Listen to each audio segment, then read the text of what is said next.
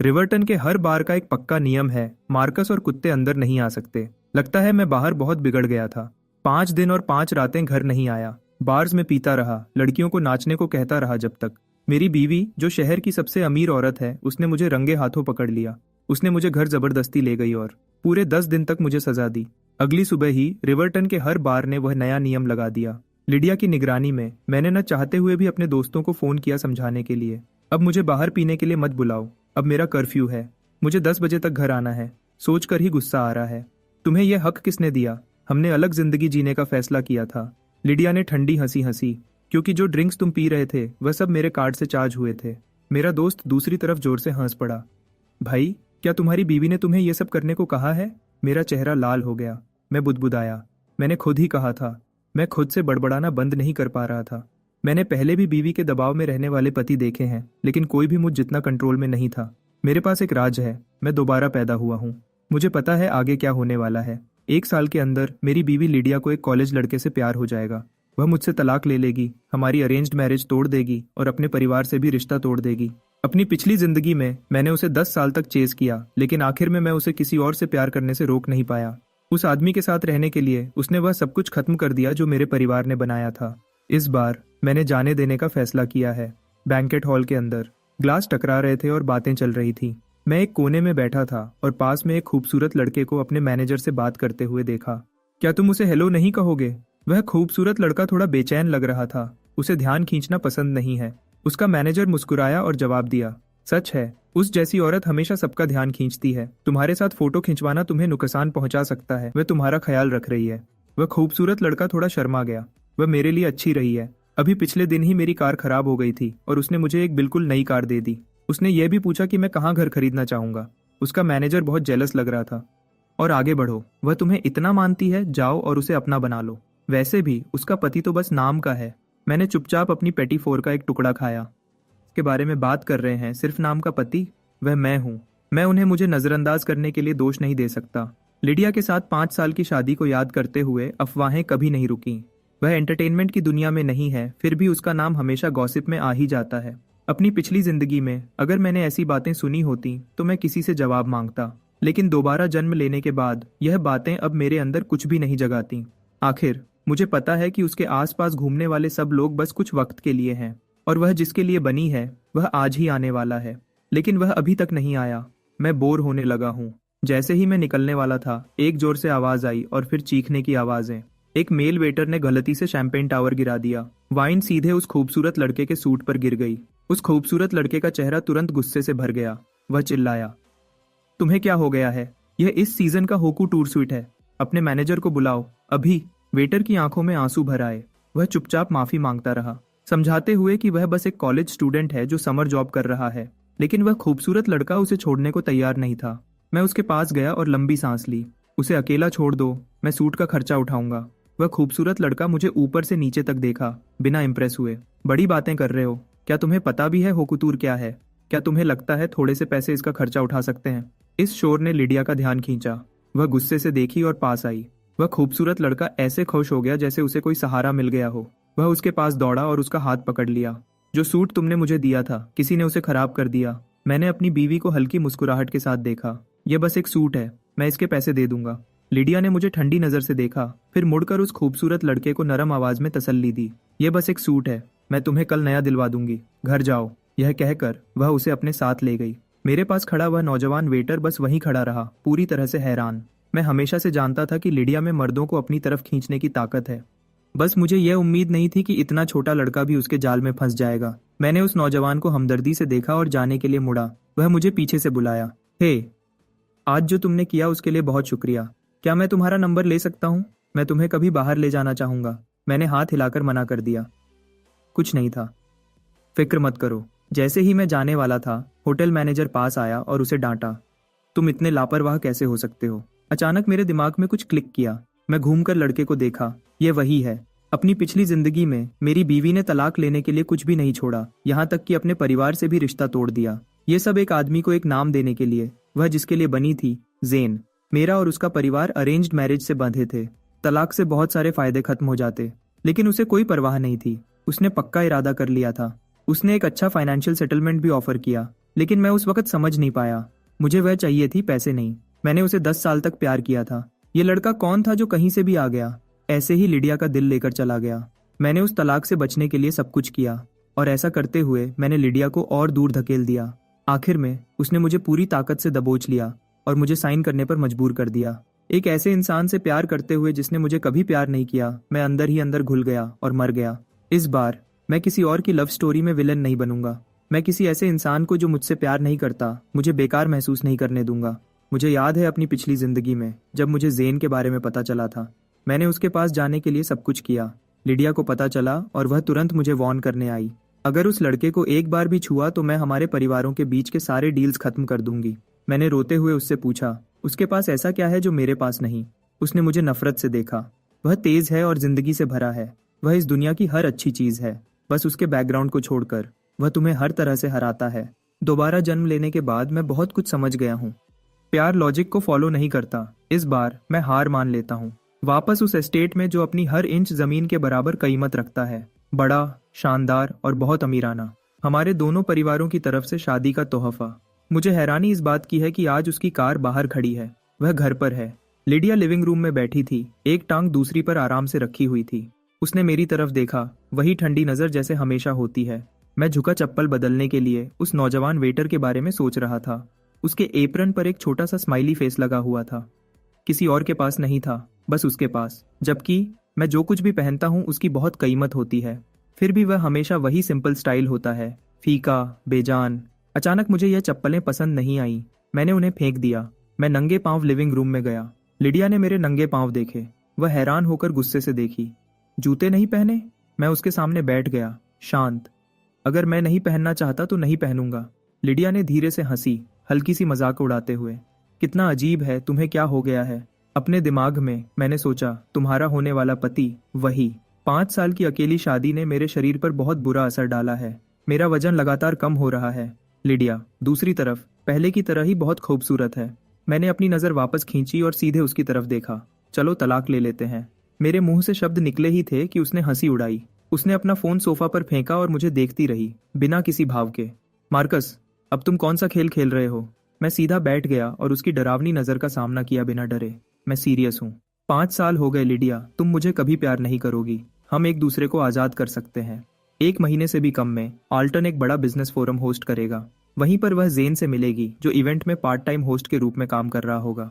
उसे पहली नजर में उससे प्यार हो जाएगा और वह उसे पाने के लिए कुछ भी करेगी। अपनी पिछली जिंदगी में मैंने सब कुछ किया और फिर भी मुझे सिर्फ दर्द मिला। इस बार मैं खुद को दोबारा बेवकूफ नहीं बनाऊंगा। मैं लिडिया और ज़ेन के मिलने से पहले ही हट जाऊंगा। मैं उनकी लव स्टोरी के लिए रास्ता साफ कर दूंगा। शायद मेरी आंखों ने बहुत कुछ बता दिया। लिडिया का चेहरा तुरंत गुस्से से भर गया। उसका मिजाज कभी नरम नहीं रहा।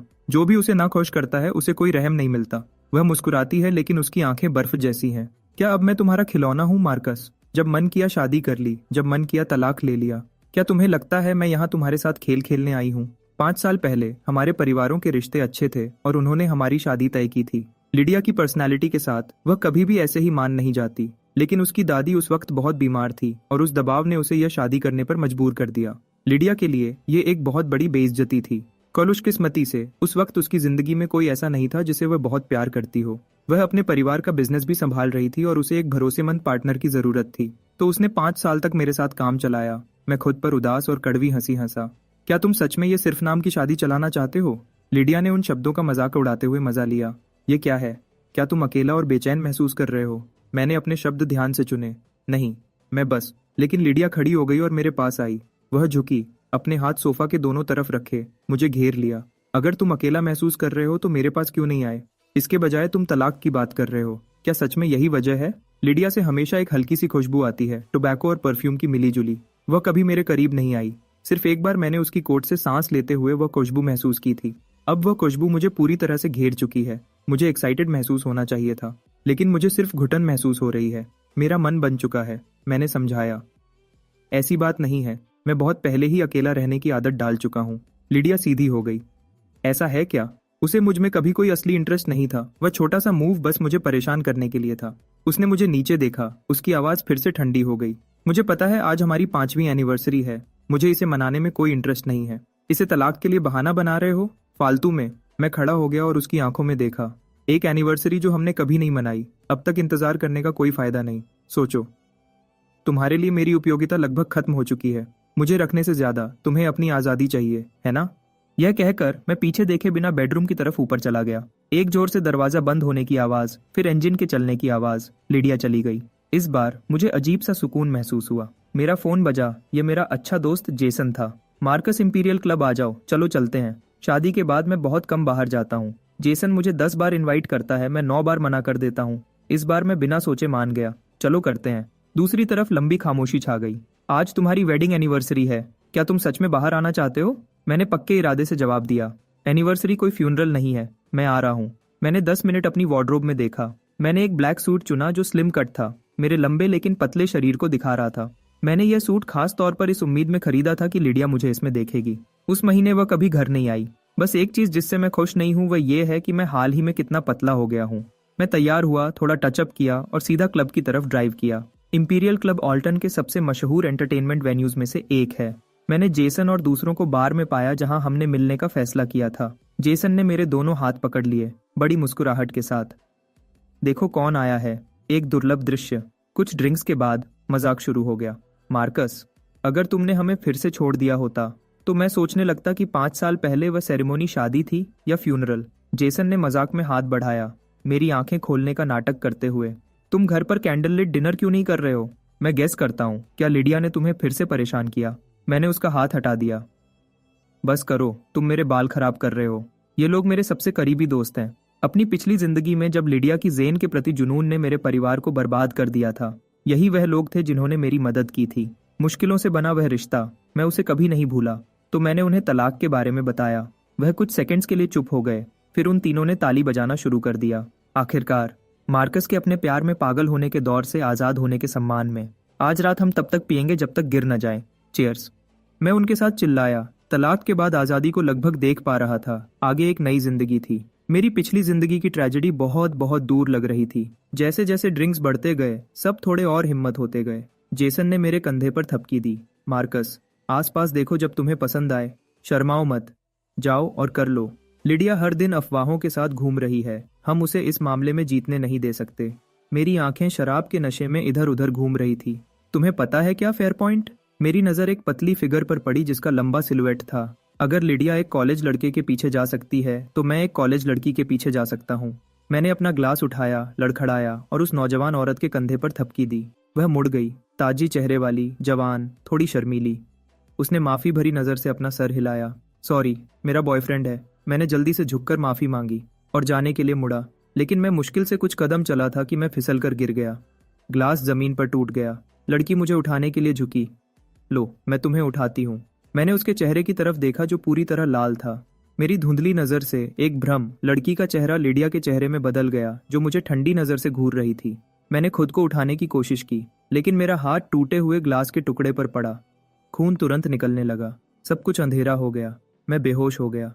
मार्कस, क्या तुम्हें सच में लगा था कि तुम्हारा परिवार मुझे रोक सकता है? सपने में मैंने लिडिया का चेहरा फिर से देखा, बेरहम, बिना किसी गर्माहट के। मैं एक टूटा हुआ आदमी था जो एक उखड़े हुए लिविंग रूम के मलबे में पड़ा था। जब तलाक की खबर फैली, मेरे माँ बाप उसके परिवार के बड़े बुजुर्गों के साथ मिल गए, उसे हर तरफ से दबाव डालने लगे। लेकिन लिडिया ने एक भी बात नहीं सुनी। वह अकेली आगे बढ़ती रही। उसने मेरे परिवार को घुटनों पर लाने के लिए एक बहुत बड़ी कीमत चुकाई। उसके अपने परिवार के बड़े बुजुर्गों ने पहले उसे गलत ठहराया था, फिर धीरे धीरे उन्होंने उसकी मदद की और आखिरकार उन्होंने जेन को मान लिया। लिडिया की तेज हिफाजत में उसने धीरे धीरे उसके माँ बाप की मंजूरी हासिल कर ली। लिडिया, मैंने तुम्हें 10 साल तक प्यार किया है। क्या तुम्हें मेरे लिए बिल्कुल कुछ भी महसूस नहीं होता? मैंने अपने चेहरे को हाथों से ढक लिया। आंसू मेरी उंगलियों से फिसल रहे थे। मार्कस, मैंने तुम्हें अलग होने का मौका दिया था, तुमने उसे नहीं लिया। लिडिया ने मुझे देखा, पत्थर की तरह ठंडी। फिर उसका फोन बजा, एक खास रिंगटोन। जेन की चमकती आवाज कमरे में भर गई। डार्लिंग, प्लीज फोन उठाओ। डार्लिंग, तुम्हारी कॉल इंतजार कर रही है। मैंने उस खास रिंगटोन को सुना। लिडिया की दूर जाती फिगर को देखते हुए दुनिया मेरे चारों तरफ घूम रही थी। एक तेज दर्द मेरे सीने में उठा। मैं हाँफते हुए उठ गया। मैं जोर से हाँफ रहा था। मैं अपने बेडरूम में था। बाहर धूप तेज थी और चिड़ियां गा रही थी। मैं घर वापस कैसे आ गया? क्या वह लड़की मुझे यहाँ लाई थी? मैंने अपने पट्टी बंधे हाथ को देखा और अपनी धड़कती हुई कनपट्टी पर उंगलियां दबाईं। मैं उसे ढूंढने ही वाला था कि लिडिया की आवाज दरवाजे के बाहर से आई। मेरे बिना मजे करो, आज मुझे कोई इंटरेस्ट नहीं है। वह दूसरी मंजिल की रेलिंग पर झुकी थी, आवाज आलसी, सिलुएट शानदार। मैं दरवाजे के फ्रेम पर झुका और उसे आते हुए देखा। तुमने उसे कहाँ छुपाया? लिडिया की भौहें कस गईं। वह कॉलेज लड़की। मैंने उसे देखा। ऐसी औरत मिलना मुश्किल है जो मुझे तुम्हारे अलावा कुछ और महसूस कराए। 1 महीने में लिडिया वैसे भी किसी और आदमी के पीछे पागल हो जाएगी। मैं भी कुछ ऐसा ढूंढ लेता हूँ जिससे दर्द जल्दी कम हो। जैसे ही मैंने यह कहा, लिडिया का चेहरा गुस्से से भर गया। उसने मेरी कलाई पकड़ी और मुझे वॉक इन क्लोजेट में घसीट लिया। अब बदलो। किसने कहा तुम ऐसे कपड़े पहनकर घूम सकते हो? ऐसे कपड़े? मैंने अपने कमजोर शरीर को देखा। कपड़े ही सब कुछ कर रहे थे। वह शब्द मुझ पर शायद ही लागू होता है। और कब से एक औरत जो मुझसे प्यार नहीं करती मेरे कपड़ों के बारे में कुछ कह सकती है? लिडिया, पिछले दिन तुम और वह खूबसूरत लड़का, क्या तुम सच में उसके साथ रूम में गए थे? मैं हिला नहीं। मैं बस उसे शांति से देखा। तुम्हारा काम नहीं। हमेशा की तरह वही ठंडा जवाब। तो मैं जो करता हूँ वह भी तुम्हारा काम नहीं। अगर हम तलाक नहीं ले रहे तो हम अलग जिंदगी जिएंगे। मैंने उसे सीधे देखा। इतने सालों के बाद मुझे कभी प्यार नहीं मिला। मैं भी कुछ एक्साइटमेंट ढूंढ लेता हूँ इस खाली जगह को भरने के लिए। तो ऐसा लगता है पूरी तरह लापरवाह होना। ये सच में आज़ादी देने वाला है। अब मुझे उसके मूड को अपने मूड पर कंट्रोल नहीं करने देना पड़ेगा। मुझे लगता है मैंने खुद को वापस पा लिया है। वह बाहर जो चाहे कर सकती है, जबकि अपने पति से उम्मीद करती है कि वह घर पर चुपचाप बैठा रहे। लिडिया भी अलग नहीं है। वह मुझसे प्यार नहीं करती, लेकिन वह बीवी का नाम इस्तेमाल करती है मुझे हर मोड़ पर कंट्रोल करने के लिए। लिडिया ने ठंडी हंसी हंसी। तुम्हारे उस शरीर के साथ कौन सी औरत तुम्हें चाहेगी? मैंने नीचे देखा। एक सिंपल शर्ट, छाती की मसल की हल्की सी झलक, बाकी सब कपड़े के नीचे छुपा हुआ। कुछ खास नहीं।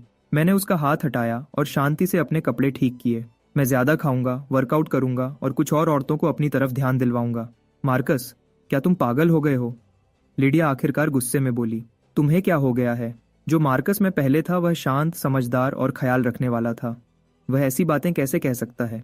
अगर मेरे पापा ने सुना होता जो अभी मेरे मुंह से निकला है तो उन्हें शायद हार्ट अटैक आ जाता। लेकिन मुझे अब थोड़ा पागल बनना पड़ेगा ताकि आने वाले असली पागलपन से आजाद हो सकूं। अगर जेन पिक्चर में नहीं होगा तो वह तलाक नहीं लेगी। एक अरेंज्ड मैरिज को खत्म करना कभी आसान नहीं होता। वह इसके लिए बहुत तेज है। फायदे और नुकसान को तोलना उसकी खासियत है। और मैं दोबारा उसे किसी और से प्यार करते हुए नहीं देख सकता। तो मुझे तलाक दे दो। मैंने फिर से यह बात उठाई। सपने देखते रहो मार्कस। मैं चाहती हूँ तुम अपनी पूरी जिंदगी इस बात का अफसोस करो कि तुमने मुझसे शादी की। लिडिया फिर से ठंडी और शांत हो गई, जैसे उसने मुझे पूरी तरह से देख लिया हो। तुम अलग जिंदगी जीना चाहते हो? ठीक है, तो हम वही करेंगे। मैं हैरान रह गया। सिर्फ मुझे अफसोस दिलाने के लिए वह इस पर भी राजी है। मैंने कभी सोचा नहीं था कि मुझसे जबरदस्ती शादी करने से उसे इतना गहरा जख्म लगा होगा। इतना गहरा कि उसे इससे निपटने के लिए कुछ इतना एक्सट्रीम चाहिए। जैसे ही मेरा दिमाग खाली हो गया, लिडिया ने हाथ बढ़ाया और मेरी कमर में अपना हाथ डाला, मुझे अपनी तरफ खींच लिया। उसने अपनी जुबान अपने होंठों पर फेर ली। उसकी नजर पढ़ी नहीं जा रही थी। क्या तुम चाहते हो मैं पहले तुम्हारे शरीर पर काम करने में मदद करूं? नहीं। मैंने उसे तुरंत धकेल दिया। जिन लोगों को अलग होना है उन्हें एक दूसरे को छूना बंद कर देना चाहिए। लिडिया ने अपनी आंखें पतली की, तेज और खोज भरी। उसने मेरी ठोड़ी पकड़ी और मुझे उसे देखने पर मजबूर किया। क्या तुम मार्कस के जुड़वां भाई हो? क्योंकि एक आदमी जिसने 10 साल तक किसी से प्यार किया हो, वह अचानक से ऐसा नहीं बन जाता। मैंने एक नकली मुस्कुराहट दी। गेस करो। मार्कस, ये शादी ऐसी चीज नहीं है जिससे तुम बस ऐसे ही दूर जा सको। बहुत सारे फायदे दांव पर हैं। मेरे पास तुम्हारे इमोशनल ड्रामा के लिए टाइम नहीं है। अगर तुम सच में अकेलापन नहीं संभाल सकते और बाहर जाना चाहते हो। वह मेरे कान के पास झुकी। सावधान रहना, मैं किसी भी सरप्राइज को नहीं मानूंगी। मैं वह हूं जो एक बार मर चुका है। मुझे इन सबसे ऊपर होना चाहिए। लेकिन कहीं से कुछ उठा और मैंने उसे जोर से थप्पड़ मारा। मेरी हथेली में जलन हुई। उसके गाल पर एक साफ हाथ का निशान बन गया। उसने अपना सर घुमा लिया। उसकी गर्दन का शानदार मोड़, उसके प्रोफाइल की तेज लाइन। थप्पड़ खाने के बाद भी वह बहुत खूबसूरत लग रही थी। वह धीरे से वापस मुड़ गई। उसकी आंखें कातिलाना थीं, जैसे वह मुझे अभी गला घोंट सकती है। मेरा हाथ कांप रहा था। डर से नहीं, थप्पड़ से मेरा जख्म फिर से खुल गया था। खून तेजी से बह रहा था। लिडिया ने मेरे हाथ पर नजर डाली, फिर मुड़कर चली गई, सिर्फ एक ठंडी, दूर जाती पीठ छोड़कर। मैंने पट्टी से रिसते हुए खून को देखा। ये ठीक है, मैंने सोचा। मेरी पिछली जिंदगी में मेरे सीने के अंदर जो खून बहा था उससे बेहतर है। उस थप्पड़ के बाद लिडिया फिर से गायब हो गई। वह गॉसिप कॉलम्स में दिखती थी, एक आदमी से दूसरे आदमी के साथ घूमती हुई, और क्लब्स और बोर्ड रूम्स में, बस कभी घर नहीं। मैं दिन गिन रहा था, 2 हफ्ते। बस इतना ही बचा है लिडिया के जेन से मिलने से पहले। इस दौरान मैंने एक खास कॉफी शॉप में जाना शुरू कर दिया। मैंने एक ब्लैक कॉफी ऑर्डर की और चुपचाप उसे काम करते हुए देखा। उसकी हर छोटी हरकत मेरी नज़र में आ जाती थी। अगर मैं एक औरत होता तो शायद मुझे भी उससे प्यार हो जाता। जेन, तुम्हारी गर्लफ्रेंड यहाँ है, एक कोवर्कर ने बुलाया। हाँ, उसकी गर्लफ्रेंड है, लेकिन वह बेचारी लड़की लिडिया का मुकाबला नहीं कर सकती। चाहे वह कितना भी जुनून से एक दूसरे से प्यार करे, लिडिया की ताकत और दौलत उन्हें अलग कर देगी। जब तक मुझे अपनी पिछली जिंदगी में जेन के बारे में पता चला, वह उससे पहले ही ब्रेकअप कर चुका था, तो मैंने उसके बारे में कभी पता नहीं किया। कैफे का दरवाजा खुला, एक नौजवान औरत अंदर आई। मैं जम गया। वह कॉलेज लड़की। जेन, तुम क्या हो? ओ, तुम आ गई। जेन ऐसे खुश हो गया जैसे क्रिसमस पर कोई बच्चा उस लड़की से मिलने जा रहा था जो उसके लिए छोटे केक्स लाई थी। मैं पास में काम कर रही थी तो तुमसे मिलने आ गई। तुम्हारे लिए कुछ छोटे केक्स लाई हूँ। वेंडी इतना मुस्कुराई कि उसकी आंखें छाछ जैसी हो गईं। उसके और जेन के स्माइल मिलते थे, जिसे वह कपल्स रिजेम्बलेंस कहते हैं। और लिडिया इसे तोड़ देगी, कितना नुकसान। जेन खुश भी था और परेशान भी। तुम्हें ये सब करने की जरूरत नहीं थी, पार्ट टाइम काम करना पहले ही थका देने वाला है। तुम्हें मुझ पर खर्च करने की जरूरत नहीं है। मैं मेहनत कर रही हूँ ताकि मैं तुम्हें ट्रीट कर सकूं।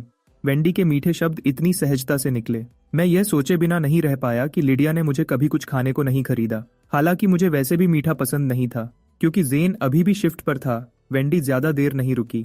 मैं कोने में बैठा था, सर झुकाए। डर रहा था कि कहीं वह मेरी तरफ न देखे और मुझे पहचान न ले उस आदमी के रूप में जिसने नशे में उसे क्लब में अप्रोच करने की कोशिश की थी। जैसे ही वेंडी चली गई, मैंने जल्दी से अपना बिल चुकाया और निकल गया। सर, रे हमेशा सबसे पहले यही कहता है जब वह मुझे देखता है। मैं थका हुआ घर पहुंचा। मैं दोबारा पैदा हुआ हूं और पता नहीं कैसे मेरे आसपास लोगों का जाल और उलझ गया है। मैंने अपनी कनपटी रगड़ी। मेरा दिमाग मुश्किल से चल पा रहा था। हम 100 मीटर भी नहीं चले थे कि मैंने कहा, रे मुझे ड्राइव करने दो। मेरा बहाना था कि मैंने बहुत वक्त से ड्राइव नहीं किया और मेरा मन कर रहा है। मैंने व्हील पकड़ा और आगे सड़क देखी। वहां इंटरसेक्शन पर वेंडी लाइट पर इंतजार कर रही थी। मैंने ध्यान से टाइम किया और एक्सेलरेटर दबाया। मैंने उसे टक्कर मारी। वह गिर गई। मुझे अफसोस है। मैं घबराहट में कार से कूदा और उसे उठाने के लिए दौड़ा। उसकी टांग से बहुत खून बह रहा था। यह कोई छोटी चोट नहीं थी। ये तुम हो? वेंडी दर्द में कराह रही, मुझे पहचानते हुए। मैंने रे से कहा, उसे तुरंत हॉस्पिटल ले जाओ। वह कॉलेज लड़की का नाम वेंडी है। वह अभी स्टूडेंट है, 21 साल की। मैं हॉस्पिटल की बेंच पर बैठा। उसका नंबर जो मैंने अभी सेव किया था उसे घूर रहा था। उदासी की एक लहर मुझ पर छा गई। आखिर में मैं उतना बड़ा इंसान नहीं हूं जितना मैंने सोचा था। बदला लेने का बस एक ही तरीका मुझे समझ आया, जैसा को तैसा। अगर जेन मेरी बीवी को ले सकता है तो मैं उसकी गर्लफ्रेंड को क्यों नहीं ले सकता। सच है, जेन लिडिया की ताकत में बह गया था, लेकिन आखिर में उसने इसे मान लिया। अगर उसने आखिर तक उसे मना किया होता तो शायद मैं समझदार रह पाता। अपनी पिछली जिंदगी में मुझे आखिरी स्टेज का लिवर कैंसर था। मेरे आखिरी दिन हॉस्पिटल के बेड पर गुजरे। तब तक लिडिया और जेन अलग नहीं हो सकते थे। मैंने उसे फिर कभी नहीं देखा, मरने से पहले एक बार भी नहीं। मैंने वेंडी के सारे मेडिकल खर्चे उठाए और मैंने उसे खोई हुई मजदूरी और ठीक होने के खर्चों के लिए खुले दिल से पैसे दिए। हॉस्पिटल में रहने से उसका पार्ट टाइम काम बिगड़ गया होगा। मैं अच्छा बात करने वाला हूँ। आधे दिन के अंदर मैंने उसके बारे में ज्यादातर सब कुछ जान लिया जो मुझे जानना था। एक मामूली परिवार, दोनों माँ बाप जिंदा हैं और एक छोटा बिजनेस चलाते हैं। एक छोटा भाई मिडिल स्कूल में। कोई हैरानी नहीं कि उसका बॉयफ्रेंड लिडिया छीन लेगी। आराम करो, मैं अक्सर मिलने आऊंगा। जाने से पहले मैंने अपना सबसे गर्म, सबसे भाई जैसा चेहरा बनाया।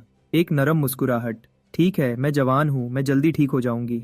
वेंडी मुस्कुराई, अपने सफेद दांत दिखाते हुए, मुझे पूरी मासूमियत से देखते हुए। मैं भी उतना बूढ़ा नहीं हूँ, 27 साल का, 72 का नहीं। लेकिन 5 साल की घुटन भरी शादी और लंबे समय तक भूख न लगने की वजह से मुझे अंदर और बाहर से बूढ़ा कर दिया है।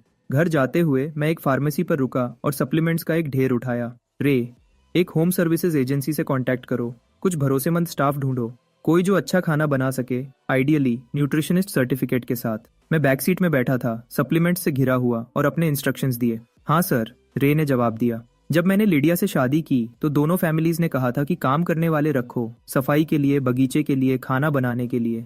मैंने सबको मना कर दिया। किसी और का हमारे घर में होना ऐसा लगता था जैसे कोई घुसपैठ कर रहा हो। यह खराब कर देता जो मैंने अपनी और उसकी जिंदगी के बारे में सोचा था। लेकिन नतीजे खुद बोलते हैं। मुझे दूसरी जिंदगी मिली है। अब सपने देखना बंद करो।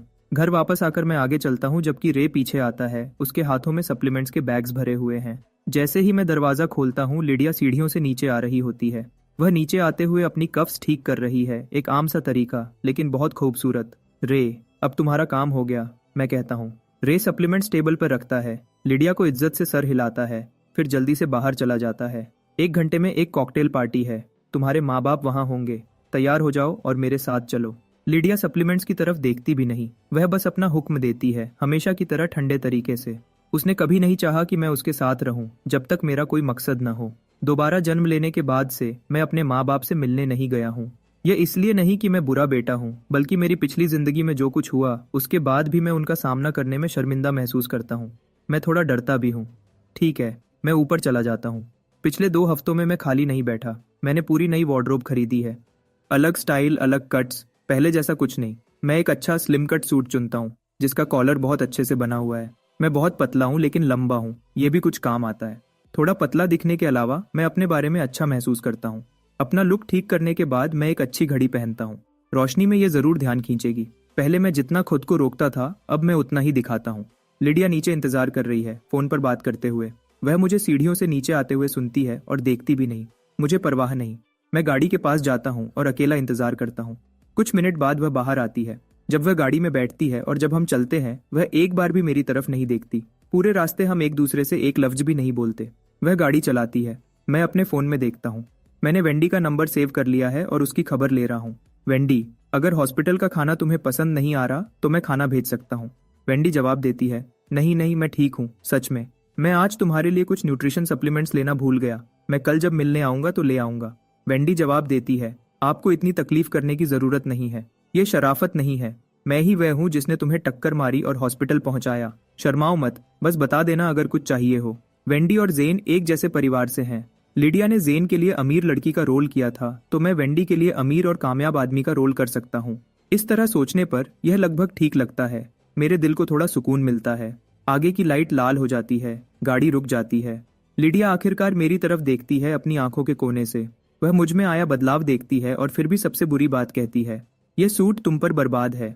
हाँ, वह ड्रामा सीन्स जहां आदमी औरत को हैरान कर देता है पूरी तरह से झूठे होते हैं। मैं अपना फोन नीचे रखता हूँ और अपना कॉलर ठीक करता हूँ। सच में बिल्कुल भी असर नहीं हुआ। वह छोटा सा जानबूझकर किया गया इशारा उसके चेहरे को फिर से गुस्से से भरने के लिए काफी है। मार्कस, क्या तुम खुद को संभाल सकते हो? क्यों? मैं उसकी तरफ देखता हूँ। उसकी कायद है। मैं सालों से खुद को संभाल रहा हूँ, उसका क्या फायदा हुआ? जब तुम एक बार मर चुके हो तो चीजें इतनी भारी नहीं लगती। खुद को सांस लेने देना बेहतर है बजाय खुद को पिंजरे में बंद रखने के। मत भूलो तुम कौन हो। उसकी आवाज अब तेज है। उसने मुझे कभी पति की तरह नहीं समझा, फिर भी वह चाहती है कि मैं उस नाम से जीऊं। मैं खिड़की की तरफ मुड़ता हूँ और कुछ नहीं कहता। पुराने दिनों में उसकी तरफ से कुछ लफ्ज भी मेरा पूरा दिन बना देते। मैं कुछ कहने के लिए पागल हो जाता। अब नहीं। पार्टी में हम थोड़ी देर के लिए पति पत्नी का रोल करते हैं।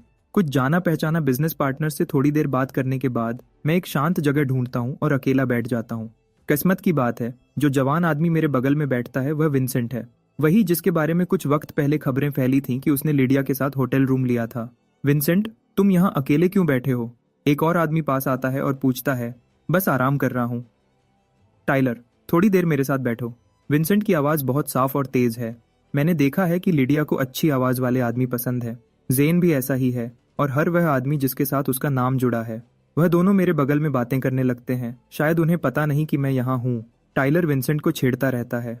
तुम्हारी लिडिया वहाँ है, तुम जाकर हेलो क्यों नहीं कहते? शुरू मत करो, वह मेरी बॉस है और उसका पति है। विंसेंट शिकायत भरी नजर से कहता है। वह पति? वह तो लगभग है ही नहीं। किसी ने उसे सालों से नहीं देखा और सब जानते हैं कि वह हाल ही में तुम्हारे सबसे करीब रही है। मैंने सुना है वह तुम्हें एक घर खरीद कर दे रही है। टाइलर को साफ जलन हो रही है। वह मेरे साथ बहुत उदार रही है, विंसेंट कहता है। उसके चेहरे पर गर्व साफ दिखता है। मुझे तो पता भी नहीं वह मेरे साथ इतनी अच्छी क्यों है। शायद मैं खुशकिस्मत हूँ। लिडिया सबके साथ उदार है सिवाय अपने नाम के पति के। हर वह आदमी जिसके साथ उसका नाम जुड़ा है खत्म होने के बाद उसकी तारीफ करता है। तभी मेरे माँ बाप पास आते हैं कहते हुए। मुझे अकेला बैठा देखकर वह इसके पूछते हैं, मार्कस, लिडिया कहाँ है? वह तुम्हारे साथ क्यों नहीं है? लिडिया का नाम सुनते ही विंसेंट और टाइलर दोनों मेरी तरफ देखने के लिए मुड़ते हैं। उनके चेहरे के हाव भाव अभी देखने लायक होंगे।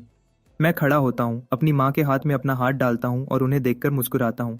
उसकी बगल में रहने में क्या मजा है। भीड़ के साथ बस बिजनेस की बातें होती हैं। मैं तो आप दोनों के साथ वक्त बिताना ज्यादा पसंद करूंगा। मेरी माँ मुझे हैरानी से देखती है। सालों हो गए हैं जब मैं उनके साथ इतना खुलकर प्यार से पेश आया हूँ। तुम दोनों बातें करो। मैं ओल्ड चिन और दूसरों को ढूंढता हूँ। मेरे पिता हमेशा की तरह सीधे साधे, उन्होंने कुछ भी नहीं देखा। वह खुशी खुशी अपने दोस्तों को ढूंढने चले जाते हैं। विंसेंट आखिरकार मुझे पहचान जाता है। उसका चेहरा लाल और सफेद होता है। उसकी आंखों में दुश्मनी साफ दिखती है। मैं अपनी माँ के साथ बैठ जाता हूँ और बातें करने लगता हूँ। सच कहूँ तो मैं आज आना ही नहीं चाहता था। उसी ने मुझे साथ आने को कहा। कितना बोरिंग है। तुम बच्चे, ये जरूरी बिजनेस है। ये बोरिंग की क्या बात है? मेरी माँ मेरा हाथ पकड़ती हैं और मुझे डांटती हैं, लेकिन उनकी आवाज में पूरा प्यार है। मैं अपनी बगल की नज़र से विंसेंट को देखता हूँ। मैं आमतौर पर बातें करता रहता हूँ, लेकिन ये सच में बोरिंग है। वैसे माँ, मैंने रे से घर के लिए कुछ लोग रखने को कहा है। मैंने थोड़ी मसल बनाने का फैसला किया है। मुझे कहा गया है कि मैं बहुत पतला हूँ, ज्यादा खाऊं और एक्सरसाइज करूं। विंसेंट अपना होंठ काटता है। साफ दिख रहा है कि वह खुद को संभालने की कोशिश कर रहा है। बहुत पहले ही हो जाना चाहिए था। तुम दोनों इतनी बड़ी जगह में रहते हो, तुम अकेले ये सब कैसे संभाल सकते हो? मेरी माँ पूरे दिल से सहमत होती है। मैं तो बस अपनी छोटी सी दुनिया चाहता था, लेकिन अब मैं उससे थक गया हूँ। मैं बातों को थोड़ा उलझाकर छोड़ देता हूँ। विंसेंट लिडिया की जिंदगी में बस एक गुजरता हुआ चेहरा है, मामूली। जेन जैसा नहीं, यहाँ कुछ भी सोचने जैसा नहीं है। विंसेंट अचानक खड़ा होता है और जल्दी से चला जाता है। टाइलर उसके पीछे पीछे चलता है। शायद वह भी उतना ही बेचैन है। जब पार्टी खत्म होती है, मैं लिडिया के साथ वापस नहीं जाना चाहता। मैं घर जाना चाहता हूँ, अपने असली घर, और अपने माँ बाप के साथ कुछ दिन बिताना चाहता हूँ। मैं जा रही हूँ, लिडिया कहती है। उसे कभी परवाह नहीं थी कि मैं कहाँ जाता हूँ जब तक मैं उसे शर्मिंदा न करूँ। मेरे पिता अभी भी अपने दोस्तों के साथ गहरी बातों में लगे हुए हैं, बिल्कुल बेखबर। पार्टी खत्म होती है। मेरी माँ मुझे गाड़ी की चाबी देती है और मुझे पार्किंग में इंतजार करने को कहती है जब तक वह मेरे पिता को वहां से ले जाती है। मैं अंडरग्राउंड पार्किंग में नीचे जाता हूँ। मुझे अपने पिता की गाड़ी मिलती है और मैं अंदर बैठने ही वाला होता हूँ जब मैं लिडिया और विंसेंट को गुस्से में बात करते देखता हूँ। विंसेंट उसकी जैकेट का दामन पकड़ता है, दुख में। तुम मेरे साथ इतनी अच्छी रही हो, क्या तुम कह रही हो कि यह सब सच नहीं था? मुझे यकीन नहीं होता। जो चाहे मानो, बस मेरे रास्ते से हट जाओ। लिडिया अपनी जैकेट छुड़ाती है। वह ऐसी ही है। एक बार जब उसका काम हो जाता है तो हो जाता है, पीछे मुड़कर नहीं देखती। एक अपार्टमेंट और विंसेंट ने खुद को यकीन दिला दिया कि वह ही खास है। वह मुझे अपनी बगल की नजर से देखती है। वह बेचैन, नफरत भरी नजर सीधे मेरी तरफ थी, जैसे मैं ही तमाशा कर रहा हूँ। मैं तुरंत गाड़ी में बैठ जाता हूँ और दरवाजा लॉक कर देता हूँ। अगर मैं अपने माँ बाप का इंतजार नहीं कर रहा होता तो मैं अब तक वहां से निकल चुका होता। मुझे इस तरह पीछे हटते देखकर उसे कुछ होता है। वह सीधे मेरी तरफ आती है। वह खिड़की पर नॉक करती है। मैं उसके होंठ पड़ता हूँ। बाहर निकलो। मैं गुस्सा करता हूँ और अपना सर हिलाता हूँ, होंठों से नहीं कहता हूँ। तभी मेरा फोन बजता है। ये उसका फोन है, हुएन है। मार्कस, इस गाड़ी से बाहर निकलो। तुम दोनों के बीच जो कुछ भी हो रहा है, मैं उसमें शामिल नहीं होना चाहती। शीशे के जरिए मैं उसकी गुस्से से भरी आंखों से मिलता हूँ। मैंने अच्छे से सोच लिया है, अगर मैं जेन से मिलने से पहले तलाक नहीं ले पाया तो मैं इंतजार करूंगा। मैं तब तक रुका रहूंगा जब तक वह खुद इस बात को नहीं उठाती, और जब वह ऐसा करेगी मैं तुरंत मान जाऊंगा और फैमिली कंपनी में हिस्सा लेकर चला जाऊंगा। बुरा सौदा नहीं है। मेरी पिछली जिंदगी में उसे जेन का पीछा करने में पूरा 1 साल लगा, जब तक उसने आखिरकार मुझसे तलाक नहीं मांगा। उसी वक्त उसने अपने परिवार को सब सच बता दिया। मैंने मना कर दिया। लगभग 1 साल तक लड़ने और चिपके रहने के बाद भी मैं हार गया। अब जब मैं दोबारा जन्मा हूँ, बदला लेना बस एक खाली जुनून है। मेरी पिछली जिंदगी अब एक सपने जैसी लगती है, और यह वाली जिंदगी असलियत है दुख शुरू होने से पहले। मैं एक बुरे सपने को नहीं छोड़ूंगा कि वह मुझे असली जिंदगी में पूरी तरह बर्बाद कर दे। बाहर निकलो। लिडिया गुस्से में है। शायद उसने मुझे पहले कभी इस तरह मना करते नहीं देखा होगा। विंसेंट वापस आता है। उसकी आंखों में आंसू हैं।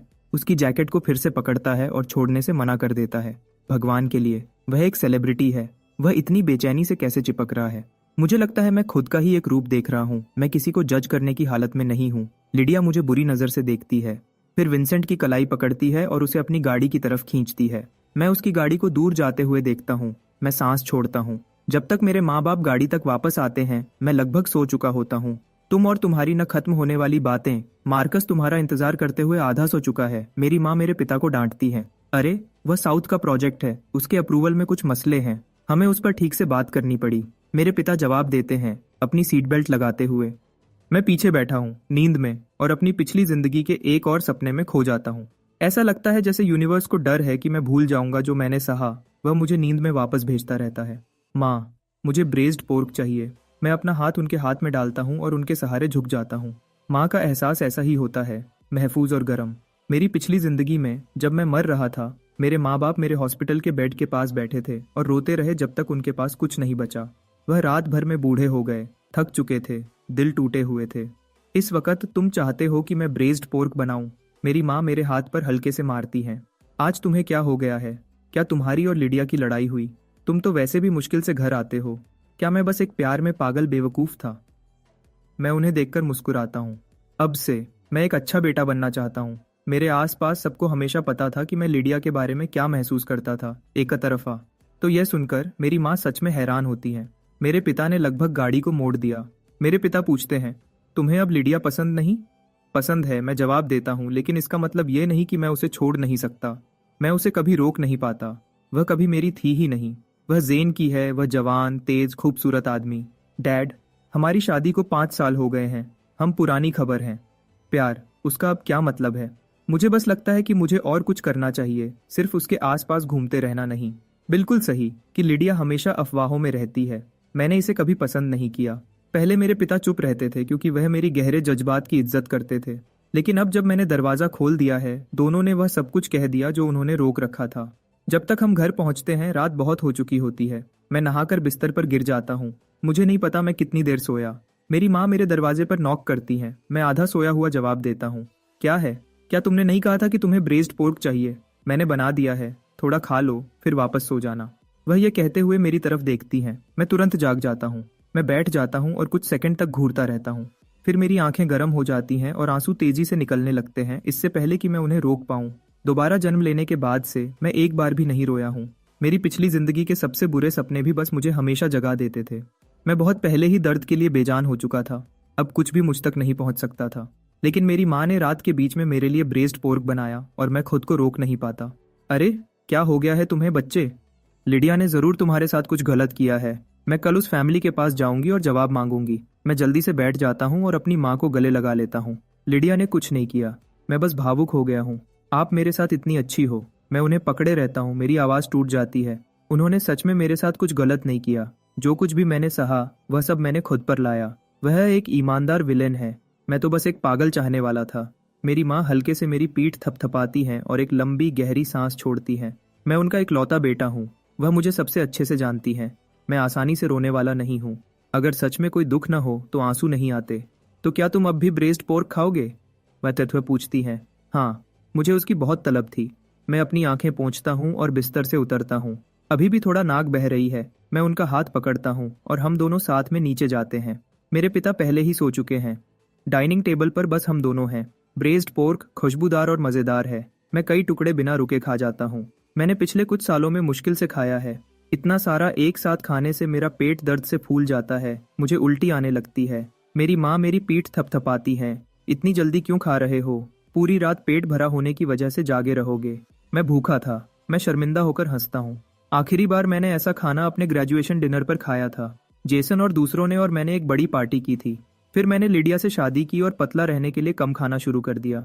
अगर तुम भूखे भी हो, धीरे खाओ, 80% पेट भरने पर रुक जाओ, मेरी माँ नरम आवाज में कहती है, मुझे देखते हुए। मैं उनकी बाहों में झुक जाता हूँ और मुंह बनाता हूँ। माँ, आज रात मेरे साथ जागी रहो। मुझे काम और जिंदगी के बारे में अपनी समझ बताओ। वह बिना सोचे मान जाती है। अगली सुबह मैं सालों में सबसे हल्का महसूस करते हुए जागता हूँ। पेट भरा हुआ है, अच्छी नींद आई है। घर पर नाश्ता करने के बाद मैं हॉस्पिटल जाता हूँ। वेंडी अपने फोन में देख रही है। उसकी बाह टूटी नहीं थी, लेकिन सॉफ्ट टिश्यू को काफी नुकसान हुआ है। टांके लगे हैं, मोटी पट्टी बंधी है, हिलना डुलना कम है। वेंडी ऊपर देखती है और मुझे देखकर हैरान होती है। आप आए। आपको सच में मेरी चिंता करने की जरूरत नहीं है और न ही बार बार मुझे देखने आने की। मैं गर्म और तसल्ली देने वाली मुस्कुराहट देता हूँ। बिल्कुल, मैं करता हूँ।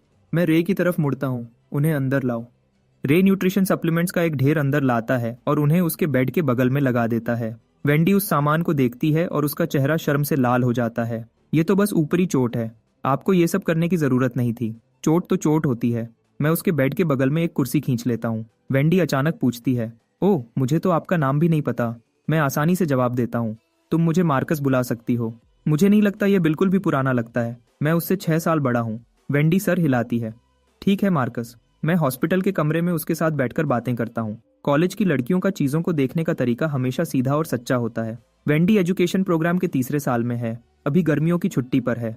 एक मेहनतकश जवान लड़की जो खुद को संभाल रही है, वह अपने बॉयफ्रेंड के बारे में खुशी और उत्साह से बात करती है और उसका सपना ग्रेजुएशन के बाद एक अच्छी नौकरी और उस लड़के से शादी करना जिससे वह प्यार करती है। मुझे एक छोटी सी अनचाही हंसी आ जाती है, थोड़ी बदतमीजी वाली। मैं खुद को जल्दी संभालता हूँ।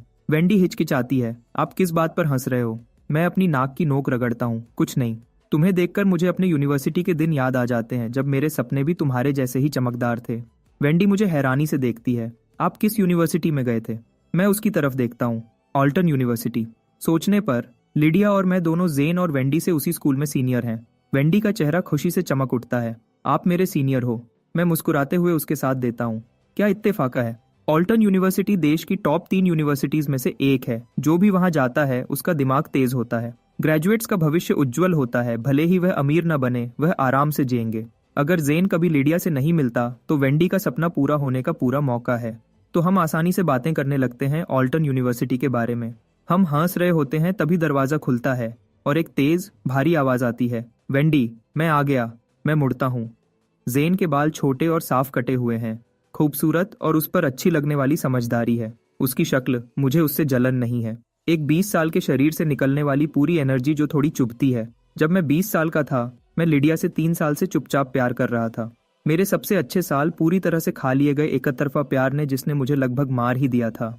ऐसा क्यों है कि उसी उम्र में जेन को लिडिया का पूरा या कुछ नहीं वाला समर्पण मिलता है, जबकि मैं हर रात अपना दिल एक डायरी में ही निकाल सकता था। वेंडी का चेहरा खुशी से भर जाता है, फिर शर्म से। जेन, मैंने तुम्हें बताया ही नहीं था, मैं नहीं चाहती थी कि तुम चिंता करो। जेन पास आता है, उसके हाथ में फलों का एक बैग है। पागल मत बनो, बिल्कुल तुम्हें मुझे बताना चाहिए था, तुम्हें चोट लगी है। मैं खड़ा होता हूँ और अपनी कुर्सी जेन को देता हूँ। मुझे कुछ महसूस नहीं होता। आखिरकार मैं उसे अपनी पत्नी जल्दी ही देने वाला हूँ। एक कुर्सी कुछ भी नहीं है। जेन मुझे हैरानी से देखता है। सीनियर, क्या ये आप हो? आप यहाँ क्या कर रहे हो? मैं एक अजीब सी हंसी हंसता हूँ। मुझे डर है कि मैं ही वह हूँ जिसने उसे टक्कर मारी। मैं उसकी हालत देखने आया हूँ। जेन मेरी तरफ देखता है, फिर वेंडी की तरफ, और गुस्सा होने के बजाय वह बस हंसता है। क्या इत्तेफाक है। वेंडी, ये सीनियर उस जिम में आते हैं जहां मैं हमेशा काम करता हूँ। वह एक अच्छे इंसान है। ये जरूर एक हादसा होगा। उसकी ये आसानी से माफ करने की आदत मुझे हैरान कर देती है। किसी और के लिए यह सच में जानबूझकर नहीं किया गया होगा, लेकिन मैंने वह टक्कर जानबूझकर मारी थी। वेंडी शर्माते हुए अपना सर खुजाती है। मुझे पता है मार्कस ने जानबूझकर नहीं किया होगा। उन्होंने तो मुझे ज्यादा पैसे भी दिए। मुझे बुरा लगा। जेन तुरंत अपना फोन निकालता है। ये नहीं हो सकता, जो सही है वही दो। मार्कस, मुझे बाकी पैसे वापस ट्रांसफर करने दो। मुझे लगता है ये उसका ये रवैया है कि पैसे उसके लिए कुछ नहीं है जो लिडिया को उसकी तरफ खींचता है। एक जवान आदमी जिसमें लालच का कोई निशान नहीं, बस साफ ईमानदार आंखें। मुझे उसकी तारीफ करनी पड़ेगी। हर बार वह मेरे डिजाइनर कपड़ों को बेकार महसूस करा देता है। मैं शांति से मना कर देता हूँ। ऐसी चीज के लिए कोई तयशुदा रकम नहीं होती। वेंडी की बाह पर निशान पड़ेगा। उसे वह मिलना चाहिए जो मैंने उसे दिया। तुम भी अपना वक्त एंजॉय करो। मैं मुड़ता हूँ और बाहर चला जाता हूँ। ये बेफिक्री का वक्त जो ये जवान जोड़ा साथ बिता रहा है, ये ज्यादा देर नहीं चलेगा। शायद 2 हफ्तों में लिडिया की एंट्री होगी। जेन उसका निशाना होगा और वेंडी फिर कभी इतनी खुश नहीं होगी। इस तरह सोचने पर लिडिया सच में बहुत जालिम है। हॉस्पिटल से निकलने के बाद मैं रे से मुझे क्रेस्टवुड मैनर वापस ले जाने को कहता हूँ, वह जगह जहाँ लिडिया और मैं रहते हैं। मेरी जड़ी बूटी की दवा के पैकेट्स वहाँ हैं, मुझे उन्हें लेना है। मैं उन्हें घर पर रोज बनाकर पीऊंगा। अपनी माँ के खाने के साथ मुझे 1 महीने के अंदर 10 पाउंड मसल बना लेनी चाहिए। दवा के पैकेट्स अभी भी लिविंग रूम की टेबल पर रखे हैं, बिना छुए। क्या लिडिया कल रात घर आई थी? और विंसेंट के साथ क्या हुआ, मुझे कुछ नहीं पता। जैसे ही मैं पैकेट्स उठाता हूँ और दरवाजे की तरफ बढ़ता हूँ, लिडिया की परछाई सीढ़ियों पर दिखती है। वह ऊपर से मुझे नीचे देखती है। उसकी आंखों में नाखुशी है। वह फिर से घर क्यों है? आमतौर पर वह हर 3 महीने में एक बार आती है। मैं शांति से उसकी तरफ देखता हूँ। तुम विंसेंट के पीछे गए थे। मैंने तुम्हारी पिछली किसी भी अफवाह में दखल नहीं दिया। मैं इस पैटर्न को तोड़ना नहीं चाहता था। लिडिया के चेहरे पर कोई भाव नहीं है। ऐसा है तो उनका सोर्स बंद हो रहा है। इंटरनेट पर फैली अफवाहें सब इत्तेफाक है। तो उसे हमेशा से पता था कि मैं क्या कर रहा हूँ, और उसने मुझे कभी नहीं रोका, क्योंकि वह आदमी उसके लिए बस मनोरंजन थे। जेन जैसा कुछ नहीं था। मेरी पिछली जिंदगी में सिर्फ एक बार उससे बात करना चाहना ही लिडिया के लिए मुझे टुकड़े टुकड़े करने के लिए काफी था। मैं इससे मना नहीं करूंगा। तुमने उन सबको पैसे और मौके दिए। वह शादी की जायदाद में आता है। अपने तरीके से कुछ वापस लेना ठीक लगता है। लिडिया सीढ़ियों से नीचे आती है। पूरे कमरे पर उसका दबाव है। तो तुमने कल रात जब उसे देखा तो सीधे विंसेंट से बात क्यों नहीं की? मैंने उसे एक अपार्टमेंट दिया, उसका आधा तुम्हारा है। क्या उसे कुछ हो गया है? मैं गुस्सा करता हूँ। वह मुझ पर इस तरह बातें क्यों बर्बाद कर रही है? और ज्यादा से ज्यादा 1 साल में वह खुद तलाक मांगेगी। वह मुझे एक बड़ी दौलत देगी। मैं एक अपार्टमेंट की परवाह क्यों करूंगा? मैं जाने के लिए बढ़ता हूँ। मैंने इस बात को मान लिया है, विंसेंट पहला नहीं है और न ही आखिरी होगा। मैं उन सबके साथ नहीं चल सकता। मुझे बस रे को पैकेट्स लेने भेज देना चाहिए था। जब मैं दरवाजे से बाहर निकलता हूँ तभी मुझे उसकी ठंडी नजर हटती हुई महसूस होती है। मैं दवा के पैकेट्स पीछे की सीट पर फेंक देता हूँ और रे से गाड़ी चलाने को कहता हूँ। मेरे डैड की गाड़ी घर के बिल्कुल बाहर खड़ी है। जैसे ही वह अंदर आते हैं और मुझे घर पर देखते हैं, वह मुझे घूरते हैं और अपना फोन मेरे चेहरे पर कर देते हैं। ये गड़बड़ देखो। मैं देखता हूँ, हेडलाइन में लिखा है, उभरता हुआ स्टार विंसेंट लिडिया ग्रुप की सीईओ लिडिया के साथ देखा गया। दोनों ने किसी भी रोमांटिक रिश्ते से मना किया। अगर सच में उनके बीच कुछ चल रहा है, ये रोमांस नहीं होगा, ये एक अफेयर होगा। मैं फोन अपने डैड को वापस देता हूँ और उन्हें शांत करने की कोशिश करता हूँ। अरे ये सब बनाया हुआ है। आप लिडिया को जानते हो, वह एक बिजनेस वुमेन है। ये सब तो उसके काम का हिस्सा है। मेरे डैड गुस्से में हैं और तुम अभी भी उसकी तरफदारी कर रहे हो। मैं उसकी तरफदारी नहीं कर रहा। मैं बस इस बात पर इस बूढ़े आदमी को गुस्सा नहीं होने दे सकता। मैं अपनी बाहें ऊपर करता हूँ। तो चलो अभी उसे सबका सिखाते हैं। मैं तुम्हारे साथ हूँ। हम दोनों बाप बेटा मिलकर उसे नीचे गिरा देंगे। मेरे डैड का चेहरा गुस्से से काला हो गया है, लेकिन जैसे ही मैं यह कहता हूँ वह एक बड़ी मुस्कुराहट देते हैं। तुम हमेशा बकवास करते हो। मैं अपना हाथ उनके हाथ में डालता हूँ और उन्हें आगे बढ़ाता हूँ। चलो डैड, इस बात को अपने ऊपर हावी मत होने दो। सोचो लिडिया ग्रुप लोकल इकोनॉमी को कितना आगे बढ़ाता है। क्या इससे चीजें साफ नहीं होती? इस बात से मेरे डैड लिडिया की अच्छाइयों को फिर से समझने लगते हैं। तुम्हारी बात सही है। हाल ही में उसने एक स्कूल को सिंथेटिक रनिंग ट्रैक डोनेट किया है। ये कम्युनिटी को वापस देने जैसा है। मैं जल्दी से बोलता हूँ। बिल्कुल। जब हम बातें कर रहे होते हैं मेरी माँ ने टेबल लगा दी है। हमें लंच के लिए बुला रही हैं। हर डिश मेरी पसंद की है। ये एक गरम आरामदायक खाना है। लेकिन मेरे डैड को ऑफिस वापस जाना है, तो दोपहर में बस हम दोनों हैं, मैं और माँ। उसकी कुछ सहेलियां महजोंग खेलने आती हैं। चारों औरतें टेबल के आसपास बातें कर रही हैं और खेल रही हैं। मैं सोफा पर लेट जाता हूँ और न्यूज आर्टिकल निकालता हूँ। विंसेंट बताता है कि वह दोनों बस दोस्त हैं। लिडिया एक प्रोडक्शन में इन्वेस्ट करने का प्लान बना रही है, इसलिए वह प्रोजेक्ट पर बात करने के लिए अक्सर मिलते रहे हैं। लगता है लिडिया फिर से अपना पर्स खोल रही है। वह ऐसी चीजों में हमेशा उदार रही है। बिना एहसास हुए मैं सोफा पर सो जाता हूँ और जेसन का फोन है जो मुझे जगा देता है। अंदाजा लगाने की जरूरत नहीं, वह मुझे बार ले जाने के लिए फोन कर रहा है। जेसन दूसरी तरफ से चिल्ला रहा है, मार्कस यहाँ आ जाओ, ड्रिंक्स और खूबसूरत औरतें। मैं आमतौर पर पूछता हूँ, कितनी खूबसूरत? जेसन अपनी आम बढ़ी चढ़ाई तरीके से बोलता रहता है, सीधी बात, बहुत खूबसूरत। जल्दी यहाँ आओ। एरन पहले ही यहाँ है। शॉन एक शो के लिए शहर से बाहर है, वह नहीं आ सकता। जब से उन्हें पता चला है कि मैं लिडिया से तलाक लेना चाहता हूँ, ये लोग बारी बारी से मुझे बाहर निकाल रहे हैं। चाहे वह डिनर हो, करियोके हो या शॉपिंग हो, वह मुझे कभी शांत नहीं बैठने देते। मुझे पता है कि उन्हें चिंता है कि मैं टूट जाऊंगा। वह मेरा ध्यान हटाने की कोशिश कर रहे हैं, और सच कहूं तो मुझे इसकी जरूरत है, वरना मेरा दिमाग मेरी पिछली जिंदगी में हुई सब चीजों पर वापस चला जाता है। मैं फोन काट देता हूँ और जेसन ने पहले ही मुझे एड्रेस भेज दिया है। आधे घंटे बाद मैं दरवाजे से बाहर निकलता हूँ, फ्रेश महसूस करते हुए। जेसन ने शहर के लगभग हर क्लब में काम किया है, बड़े और छोटे। उसे बिल्कुल पता है कि सबसे अच्छी ड्रिंक्स कहाँ मिलती हैं और सबसे खूबसूरत औरतें कहाँ जाती हैं। जो औरतें वह आज रात लाया है वह सच में बहुत अच्छी हैं। वह छोटी मोटी सेलिब्रिटीज जैसी लगती हैं। मैंने थोड़ी ज्यादा पी ली है, मेरा पेट खराब हो रहा है। सच कहूँ तो मैं एक बेकार इंसान हूँ। खूबसूरत औरतों से घिरा हुआ मैं खुद को चुपचाप उन सबको लिडिया से कंपेयर करते हुए पाता हूँ, और पीने के अलावा कोई असली चमक नहीं है। लिडिया अब भी जीत जाती है, बिना किसी शक के।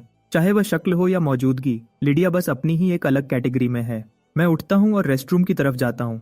माफ करना, मुझे वॉशरूम जाना है। मेरे बगल में बैठी औरत तुरंत पीछे आती है और मुझे सहारा देने के लिए हाथ बढ़ाती है। मैं पीछे नहीं हटता। एक बार जब मैं रेस्टरूम में होता हूँ मुझे बहुत उल्टी आती है। मैं अपना मुंह धोता हूँ और चेहरे पर पानी मारता हूँ बाहर निकलने से पहले। वह अभी भी इंतजार कर रही है। क्या मुझे आपका नंबर मिल सकता है? वह पूछती है, उसकी आवाज जैसे एक हुक हो। किस लिए? अगर तुम अकेली हो तो तुम्हें पता है मैं कहाँ मिलूंगा। मैं उसके करीब झुकता हूँ, फिर मैं सोचता हूँ कि देखते हैं क्या मैं अकेलापन संभाल पाऊंगा, और इसके साथ मैं मुड़ता हूँ और चला जाता हूँ। उसकी जैसी औरतें मुझे पसंद नहीं, बिल्कुल भी नहीं। मैं अपना हाथ अपने सर पर रखता हूँ। मुझे सच में चक्कर आ रहे हैं। आज रात मैं ज्यादा पी नहीं पाऊंगा। मैं घर जा रहा हूँ। अगर मैं इस हालत में घर गया तो मेरे डैड मुझे बहुत डांटेंगे। एरन भी खड़ा होता है। मैं भी चलता हूँ, कल काम है। ये साफ दिखता है कि काम उसका जुनून नहीं है। जेसन अपनी आंखें घुमाता है। अभी तो जल्दी है, लेकिन अगर सब जा रहे हैं तो अकेले रहने में कोई मजा नहीं। ठीक है, चलो चलते हैं। वह बिल चुकाता है, औरतों को अलविदा कहता है और बाहर निकल जाता है। हम सब एक ड्राइवर को बुलाते हैं। हमारे अलग होने से पहले जेसन एक चालाक मुस्कान देता है। मार्कस, तुम्हें लगता है कि लिडिया को जलन होगी यह जानकर कि तुम आज रात बाहर हो? मैं पहले ही कार में हूँ। मैं उसे हाथ हिलाकर अलविदा कहता हूँ। उसका नाम भी मत लो, बैड लक, मिलते हैं। वह अभी भी किसी बात पर हंस रहा है जो मुझे समझ नहीं आती। मैं उसे छोड़ देता हूँ। मैं रे को गाड़ी चलाने को कहता हूँ और बैक सीट में अपनी आंखें बंद कर लेता हूँ। जैसे ही हम घर के पास पहुंचने वाले होते हैं, एक अचानक ब्रेक मुझे होश में लाता है। मैं उछल जाता हूँ। रे एक गाड़ी की तरफ इशारा करता है जो रास्ते को रोक रही है। सर, मुझे लगता है वह डायरेक्टर लिडिया की गाड़ी है। लिडिया मेरी घर जाने वाली एक लौटी सड़क के बीच में क्यों खड़ी है? मैं अपनी कनपट्टियां उमलता हूँ। ठीक है रे, मेरी गाड़ी लो और घर जाओ। रे मुड़ता है और पल भर में चला जाता है। यहाँ से सिर्फ 5 मिनट की पैदल दूरी है। मैं गाड़ी के चारों तरफ घूमकर पैदल घर की तरफ चलने लगता हूँ। लिडिया बाहर आती है और मेरे रास्ते में खड़ी हो जाती है। वह बहुत गुस्से में लग रही है। उसकी आंखों में गुस्सा चमक रहा है। तुम्हें कुछ बताना पड़ेगा। वह अपना फोन मेरे चेहरे पर धक्का देती है। यह बार के रेस्टरूम के बाहर मेरी एक फोटो है जिसमें मैं जानबूझकर उस औरत के करीब जा रहा हूँ। चेहरा लगभग छू रहा है, ऐसा लग रहा है जैसे कुछ चल रहा है। मैं और करीब से देखता हूँ, जेसन ने पोस्ट किया है और उसकी कैप्शन में लिखा है, समुंदर में बहुत मछलियां हैं, मेरा लड़का मार्कस आखिरकार आगे बढ़ गया है। मैं गलती से हंस देता हूँ, यह तो सच में राइम करता है। लिडिया अपने दांत पीसती है और मेरा नाम गुस्से से लेती है। उसका खूबसूरत चेहरा बर्फ जैसा ठंडा है। मार्कस। मैं सीधा खड़ा होता हूँ और पलटकर कहता हूँ, क्या तुमने ही नहीं कहा था कि हम दोनों अपनी मर्जी से कुछ भी कर सकते हैं? लिडिया एक ठंडी हंसी हंसती है। अपनी मर्जी से करो, लेकिन तुम्हें किसने कहा था कि इसे पब्लिक करो? मैं लगभग भूल गया था कि हमारा सोशल सर्कल एक ही है। उसकी सहेलियों ने वह पोस्ट देखा होगा। एक औरत का घमंड बस इतना ही सह सकता है, खासकर लिडिया जैसे रुतबे वाली औरत का। हैरानी नहीं कि जेसन पूरी रात उस चालाक मुस्कान के साथ था। उसने ये जानबूझकर किया था, बस उसे परेशान करने के लिए। मेरा सर सच में घूम रहा है। मुझ में बहस करने की ताकत नहीं है।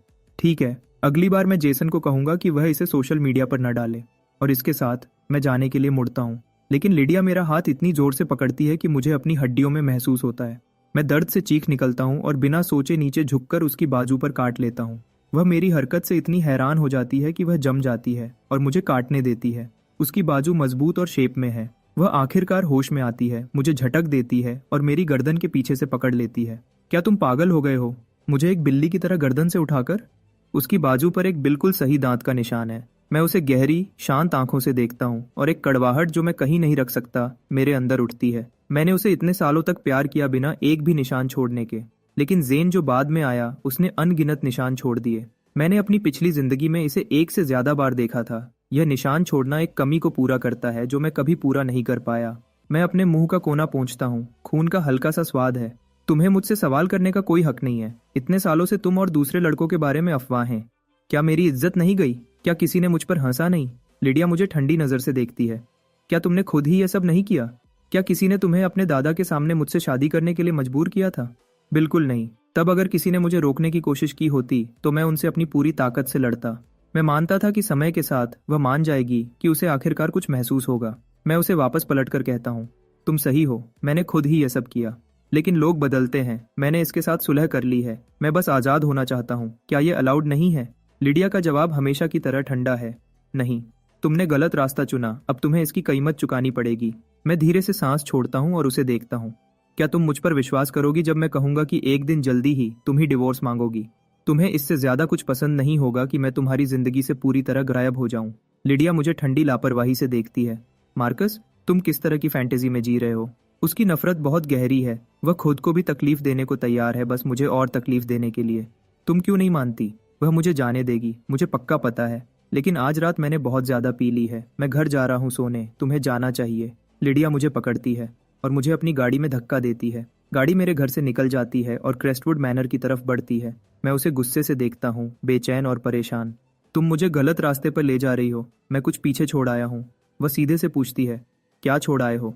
मुझे मुश्किल से यकीन होता है कि मुझे यह कहना पड़ रहा है, मेरी जड़ी बूटी वाली दवा। क्या तुम मर रहे हो? मैं धीरे से हंसता हूँ।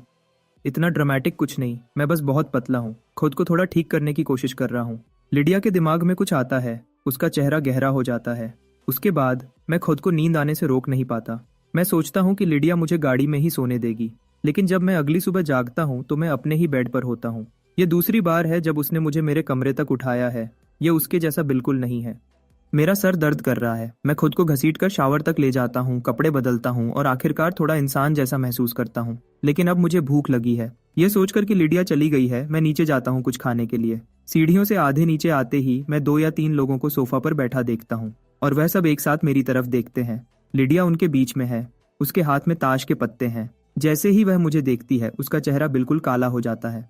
स्टेला चीखती है, ओ माय गॉड, इधर मत देखो, इधर मत देखो। मैं घबराहट में वापस ऊपर भागता हूँ कपड़े पहनने के लिए और दिमाग में मैंने लिडिया को लगभग 800 बार गाली दी। आजकल उसे क्या हो गया है? क्या वह पागल हो गई है? वह हर दूसरे दिन घर पर आती रहती है। जब तक मैं वापस नीचे आता हूँ वह तीनों पत्ते रख चुके होते हैं और बस बातें कर रहे होते हैं। लिडिया के कुछ खास दोस्तों का एक छोटा ग्रुप है। मैं जानता हूँ कि वह सब कौन है, बस अच्छी तरह से नहीं। वहाँ स्टेला, नाओमी और मोनिका हैं। सब बड़े अमीर परिवारों से हैं। नाओमी अलग है। अपने परिवार के बिजनेस में जाने के बजाय वह मेडिसिन में चली गई। वह सब जानते हैं कि लिडिया को मुझसे कोई एहसास नहीं है और उनकी नज़रों में उन्होंने मुझे कभी उसका पति नहीं समझा। अपनी पिछली जिंदगी में उन्होंने उसे जेन के पीछे जाने में भी मदद की थी। नाओमी को छोड़कर बाकी तीनों मुझे सीढ़ियों से नीचे आते देखते हैं, फिर बिना कुछ कहे मुझे किचन की तरफ जाते देखते हैं। मैं अपने लिए एग नूडल्स का एक बोल बनाता हूँ जैसे वहाँ कोई और नहीं है। लिडिया खड़ी होती है। चलो चलते हैं। स्टेला और मोनिका सर हिलाती हैं और उसके पीछे बाहर चली जाती हैं। कुछ देर बाद मुझे बाहर गाड़ियों के इंजन स्टार्ट होने की आवाज़ आती है। मैं अपने नूडल्स स्लर्पिंग करता हूँ, उनके जाने पर एक और नज़र भी नहीं डालता। खाने के बाद मैं खुद को ठीक करता हूँ और हॉस्पिटल की तरफ जाता हूँ। आज का मेरा खास काम चेकअप कराना है और वेंडी से मिलना भी है। मैं हॉस्पिटल में रजिस्टर करता हूँ और सब मामूली प्रोसीजर्स से गुजरता हूँ। खुशकिस्मती से कुछ भी सीरियस नहीं, बस थोड़ी सी सूजन है। मैं रिजल्ट्स जेब में रखता हूँ और वेंडी से मिलने ऊपर जाता हूँ। एक खुशमिजाज यंग नर्स आवाज़ देती है, डॉक्टर नाओमी, क्या आप फ्री हो? डिनर करने चलोगी? मैं अभी वार्ड में घुसा ही था कि मैंने यह सुना। थोड़ी दूर आगे नाओमी खड़ी है, पतली और शांत, एक ठंडे सादे चेहरे के साथ जो उसे लिडिया के चमकदार सर्कल में भी अलग बनाता है। कीचड़ से निकला हुआ कमल। उस सर्कल की हर अमीर लड़की मजे करने में माहिर है, लेकिन नाओमी अकेली है जिसने मेडिसिन चुनी। ज्यादा से ज्यादा वह लिडिया और दूसरों के साथ ड्रिंक्स या गेम्स के लिए जाती है। उसका कभी किसी लड़के से नाम नहीं जुड़ा, और फिर भी वह आखिर में जेन के प्यार में पूरी तरह पड़ जाती है। मैं उसके पास से गुजरता हूँ और वेंडी के कमरे की तरफ जाता हूँ। मेरी हैरानी के लिए जेन वहां फिर से है। जेन वेंडी को अपने हाथों से खिला रहा है। वह उसके हाथ से सीधे अंगूर खा रही है। जेन खुशी से और आसानी से हंसता है। क्या मैं तुम्हें इतना अच्छा ट्रीट करता हूँ और तुम फिर भी हार्ड टू गेट खेल रही हो? वेंडी धूप की तरह चमकती है। क्या मजाक कर रहे हो? मेरा जेन सबसे अच्छा है। मैं दुनिया की सबसे खुशकिस्मत लड़की हूँ। उसकी आंखें पूरी तरह उससे भरी हुई हैं। मैं अपना गला साफ करता हूँ, उनके छोटे से पल को बीच में काटते हुए। वेंडी हैरान लगती है। मार्कस, तुम फिर से आ गए? जेन तुरंत खड़ा हो जाता है मुझे अपनी जगह देने के लिए। मेरी जगह ले लो मार्कस। करीब से जेन के तेज नक्शे और भी ज्यादा आकर्षक लगते हैं। अचानक मुझे याद आता है, नाओमी अभी गई है। मैंने बिना सोचे जेन का हाथ पकड़ लिया और उसे कमरे से बाहर खींच लिया। जेन चौंक जाता है। मार्कस, क्या हो रहा है? वह मेरे पीछे आता है जैसे मैं हॉलवे में चलता हूँ। नाओमी पहले ही गायब हो चुकी है। मैं थोड़ा उदास हूँ। अपनी पिछली जिंदगी में लिडिया ही थी जो जेन से पहले मिली थी, और नाओमी उसे सिर्फ लिडिया के जरिए जानती थी। क्या होगा अगर इस बार नाओमी जेन से पहले मिली? क्या चीजें अलग होती? क्या तुम उसे पहली नजर में पसंद करोगे जैसे लिडिया ने किया था? मैं एक धीमी सांस छोड़ता हूँ और जेन की तरफ शांत मुस्कान के साथ मुड़ता हूँ। छोड़ो, मैं तुम्हें एक बहुत अच्छी डॉक्टर से मिलाने वाला था। जब वेंडी को उसके स्टिचेस निकलवाने होंगे तो वह अच्छी रहेगी बुलाने के लिए। जेन थोड़ा शर्माकर हंसता है। मार्कस, तुम्हें सच में यह सब करने की जरूरत नहीं थी। वेंडी की चोट सीरियस नहीं है और वह जितनी दिखती है उससे ज्यादा मजबूत है। कुछ स्टिचेस उसे परेशान नहीं करते। उसने सालों तक डांस की ट्रेनिंग ली है। चोट और निशान उसके लिए नए नहीं है। मैं सर हिलाता हूँ, लेकिन मेरे दिमाग में मैं पहले ही प्लान कर रहा हूँ। अगली बार मैं पक्का करूंगा कि जेन और नाओमी एक दूसरे से मिले। जेन के वहां उसके असली बॉयफ्रेंड के रूप में होने से मेरे पास वेंडी से बात करने के लिए ज्यादा जगह नहीं है, तो मैं कुछ मिनट रुकता हूँ और चला जाता हूँ। वापस आते हुए मैं फार्मेसी पर रुकता हूँ अपनी जड़ी बूटी वाली दवा का स्टॉक भरने के लिए। गाड़ी में वापस आकर मैं रे को फोन करता हूँ। रे, क्या तुमने हाउसकीपर्स का इंतजाम कर लिया है? रे जवाब देता है, हाँ मार्कस, मैं उन्हें अभी ला रहा हूँ। आधे घंटे बाद मैं क्रेस्टवुड मैनर वापस पहुंचता हूँ। रे मुझसे पहले वहां पहुंच गया था। हाउसकीपर्स पहले ही अपनी जगह पर हैं। हर कोई अपने काम में बिजी है। रे ऐसे काम बिल्कुल वैसे ही संभालता है जैसे मुझे पसंद है। जब मैं अंदर जाता हूँ, रे मुझे हाउसकीपर से मिलवाता है। वह थोड़ा झुककर एक साथ मुझे ग्रीट करती है। नमस्ते सर। मैं सर हिलाता हूँ और जड़ी बूटी वाली दवा सबसे शांत दिखने वाली को देता हूँ। इसे बनाओ और जब तैयार हो जाए तो मुझे ला कर दो। और इसके साथ मैं अंदर आराम करने चला जाता हूँ। थोड़ी देर बाद वह दवा लेकर मेरे पास आती है और अदब से कहती है, सर, आपकी दवा तैयार है। मैं टेबल पर रखे उस गहरे गंदे लिक्विड को देखता हूँ, फिर उसके चमकदार ध्यान देने वाले चेहरे की तरफ देखता हूँ और पूछता हूँ, तुम्हारा नाम क्या है? मेरा नाम लिंडा है सर। मैं उसे अपनी सबसे प्यारी मुस्कान देता हूँ और हाथ हिलाता हूँ। बहुत अच्छा, शुक्रिया लिंडा, बस इतना ही। लिंडा सर हिलाती है और जाने के लिए मुड़ती है, लेकिन मेरी आंखें उस पर टिकी रहती हैं जैसे वह चली जाती है। देखने में और तरीके में लिंडा जेन से 7 या 8 हिस्से मिलती जुलती है। मुझे लगता है कि यह दुनिया कितनी अजीब हो सकती है, जैसे डोमिनोज की एक लाइन जो किनारे पर झूल रही हो। मैंने गलती से जेन की गर्लफ्रेंड से दोस्ती कर ली और अब मैंने जेन की माँ को काम पर रख लिया है। मैं रे को एक मैसेज भेजता हूँ हाउसकीपर्स की फाइल्स मांगने के लिए, और मैं सीधा लिंडा की प्रोफाइल पर जाता हूँ। इमरजेंसी कॉन्टैक्ट आमतौर पर पति या पत्नी होता है। जब मैं वहां लिखा नाम देखता हूँ तो मेरे होंठों का कोना ऊपर उठ जाता है। लिंडा और हैरल्ड, 2 नाम जिन्हें मैं बहुत अच्छी तरह जानता हूँ। जेन और मेरी पिछली जिंदगी की जांच में ज्यादा कुछ नहीं मिला, लेकिन मैं उसके माँ बाप के नाम ढूंढ पाया। यह गेम और भी मजेदार होता जा रहा है। मैं दवा का कप उठाता हूँ, उस पर धीरे से फूंक मारता हूँ और एक धीमी घूंट लेता हूँ। अगली ही सेकंड मैं सब थूक देता हूँ। ये इतनी कड़वी है कि बर्दाश्त नहीं होती। लिडिया किसी वक्त वापस अंदर आ चुकी है। एंट्रेंस पर खड़ी अपने जूते बदल रही है। वह मुझे ऐसा करते हुए देखती है और उसकी आंखों में नफरत की एक चमक आती है। अगर तुम इसे पी नहीं सकते तो मत पियो। मैं अपना मुंह पोंछता हूँ और पलट कर कहता हूँ, तुम्हें कब से परवाह होने लगी और तुम फिर से वापस क्यों आई हो? वह अपना स्कार्फ उतारती है, रूखे लापरवाह तरीके से, लेकिन फिर भी आसानी से कूल लगती है। ये मेरा घर भी है। क्या मेरे वापस आने में कोई प्रॉब्लम है? लिडिया मेरे सामने बैठ जाती है, बिना किसी भाव के। मैं सर हिलाता हूँ। ठीक है, बिल्कुल। मैं वापस दवा की तरफ जाता हूँ, लेकिन यह बहुत कड़वी है। मैं हर दिन बिना चीनी की ब्लैक कॉफी पीता हूँ और मैं भी इसे नहीं सह सकता। मेरे गले से नीचे उतरने से पहले ही ये वापस ऊपर आ जाती है और ये सीधा लिडिया के चेहरे और कपड़ों पर छिटक जाती है। उसका चेहरा तुरंत उतर जाता है। वह मुझे देखती है, बर्फ जैसी ठंडी। मैं कड़वाहट से इतना हैरान हूँ कि बोल नहीं पाता। फिर मैं उसकी घुंघराले पलकों में फंसे बूंदें देखता हूँ और मैं एक टिश्यू निकालता हूँ और उसके चेहरे पर दबाता हूँ। ये आखिरी अदब है जो मुझ में बचा है। लिडिया मेरा हाथ पकड़ती है और उसे धक्का देकर हटा देती है। उसकी आंखों में नफरत मुझे हैरान कर देती है। वह जाना पहचाना दर्द मेरे सीने में तुरंत फैल जाता है। मैं शांत रहता हूँ और टिश्यू को अलग फेंक देता हूँ। सॉरी, दवा बहुत कड़वी है। लिडिया जवाब नहीं देती।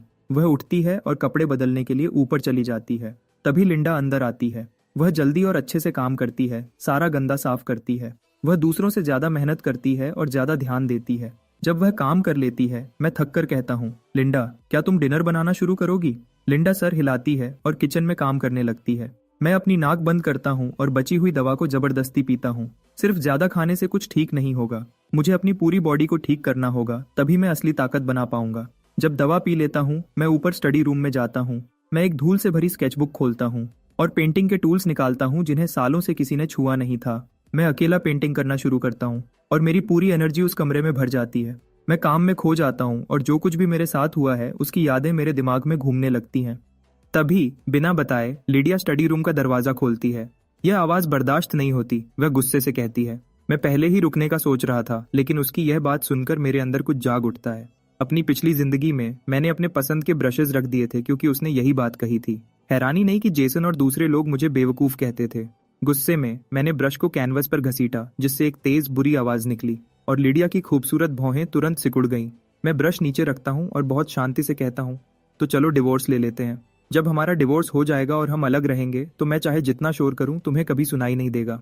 लिडिया हंसी उड़ाती है, जैसे इसके लिए हमें डिवोर्स की जरूरत है। हम तो पहले ही अलग रहते हैं। मैं सच में उलझन में हूँ। तो तुम बार बार वापस क्यों आती हो? क्या है जो उसे यहाँ खींचता रहता है? मैं तो बिल्कुल नहीं। लिडिया को लगता है जैसे मैं इतना तेज जुबान कैसे हो गया। उसका चेहरा और ज्यादा खराब हो जाता है। अपने गुस्से के साथ उसे अब तक चले जाना चाहिए था। एक फोन कॉल और वह किसी और जगह हो सकती थी जहां उसका ज्यादा स्वागत होता। लेकिन वह अपना गुस्सा पी जाती है और मुझ पर पलट कर बोलती है, मार्कस, ऐसा लगता है जैसे तुम चाहते हो मैं दूर रहूं। कोई नया मिल गया है क्या? क्या ऐसा हो सकता है कि वह मुझ पर धोखा करने का शक्र करती है और मुझे पकड़ने के लिए बार बार वापस आती है? मेरी आंखें बड़ी हो जाती हैं। है क्या? क्या तुमने नहीं कहा था कि जब तक कुछ पब्लिक नहीं होता तब तक ठीक है? लिडिया सीड्स, तुम सच में मुझसे धोखा करने की हिम्मत करती हो? मैं पलट कर कहता हूँ, मैं वह क्यों नहीं कर सकता जो तुम करती हो? जब हम दोनों एक दूसरे के सामने खड़े थे तभी लिंडा की हल्के से आवाज आती है, डायरेक्टर लिडिया सर, डिनर तैयार है। मैं लिडिया के पास से गुजरता हूँ और नीचे चला जाता हूँ। मैं उसके लिए अपनी बॉडी को तकलीफ देना बंद कर चुका हूँ। लिंडा का खाना बहुत अच्छा है, 3 सब्जियां और एक सूप, हर तरह से खूबसूरत। मैं 2 पूरे कटोरी चावल खा जाता हूँ और लिडिया को दरवाजे से बाहर जाते हुए देखता हूँ। मैं अपना आखिरी सूप खत्म करता हूँ और प्यार से मुस्कुराता हूँ। यह सच में बहुत स्वादिष्ट था। लिंडा, तुम्हारे जैसा खाना बनाने वाली जिसके भी परिवार में जाएगी वह सच में खुशनसीब होगा। लिंडा थोड़ा शर्मा जाती है। आप बहुत अच्छे हैं सर, ये तो बस घर का मामूली खाना है। मैं अपना सर हिलाता हूँ। मैं हर बात सच कह रहा हूँ, यह सच में बहुत अच्छा है। लिंडा का चेहरा नरम हो जाता है जब वह अपने बेटे का जिक्र करती है। मेरा बेटा भी मेरा खाना बहुत पसंद करता है। वह हमेशा मुझसे कहता है कि एक छोटा रेस्टोरेंट खोल लो, भगवान उसका भला करे। वह इसे इतना आसान बना देता है। मेरी मुस्कान थोड़ी कम हो जाती है। वह गलत नहीं है सच में। कभी कभी जब किस्मत साथ देती है तो चीजें जितना आप सोचते हैं उससे ज्यादा जल्दी ठीक हो जाती हैं। अपनी पिछली जिंदगी में जब मैं मर रहा था तो मैं लिडिया को आखिरी बार देखना चाहता था, इससे ज्यादा कुछ नहीं। लेकिन मेरे डैड ने बताया कि वह अपनी होने वाली बहू की माँ के रेस्टोरेंट के ग्रैंड ओपनिंग पर थे। वह रिबन काटने गए थे, मिलने का टाइम नहीं था। वह रेस्टोरेंट लिडिया का इन्वेस्टमेंट था, बिल्कुल। ऑल्टन के टॉप 3 रेस्टोरेंट्स में से एक बहुत बड़ा काम। लिंडा मुझे बहुत अदब से जवाब देती है, हम तो बस आम लोग हैं सर, किस्मत हमारे पास ज्यादा नहीं आती। मैं उसे बहुत बुरी तरह बताना चाहता हूँ कि जब किस्मत आती है तो उसे कोई रोक नहीं सकता। लिंडा, क्या होगा अगर तुम्हारा बेटा एक बहुत अच्छा रिश्ता बना ले? तुम्हें खुद को कम नहीं समझना चाहिए। वह शायद पल जो तुम्हारे परिवार के लिए सब कुछ बदल देगा 2 हफ्ते से भी कम दूर है। लेकिन मैं अपनी जुबान बंद रखता हूँ। मैं लिंडा की थोड़ी अजीब सी मुस्कान देखता हूँ, फिर टेबल से पीछे हटकर चला जाता हूँ। जेन का परिवार बुरे लोग नहीं है, ये मैं मानूंगा। अपनी पिछली जिंदगी में उसके माँ बाप इस रिश्ते के बिल्कुल खिलाफ थे।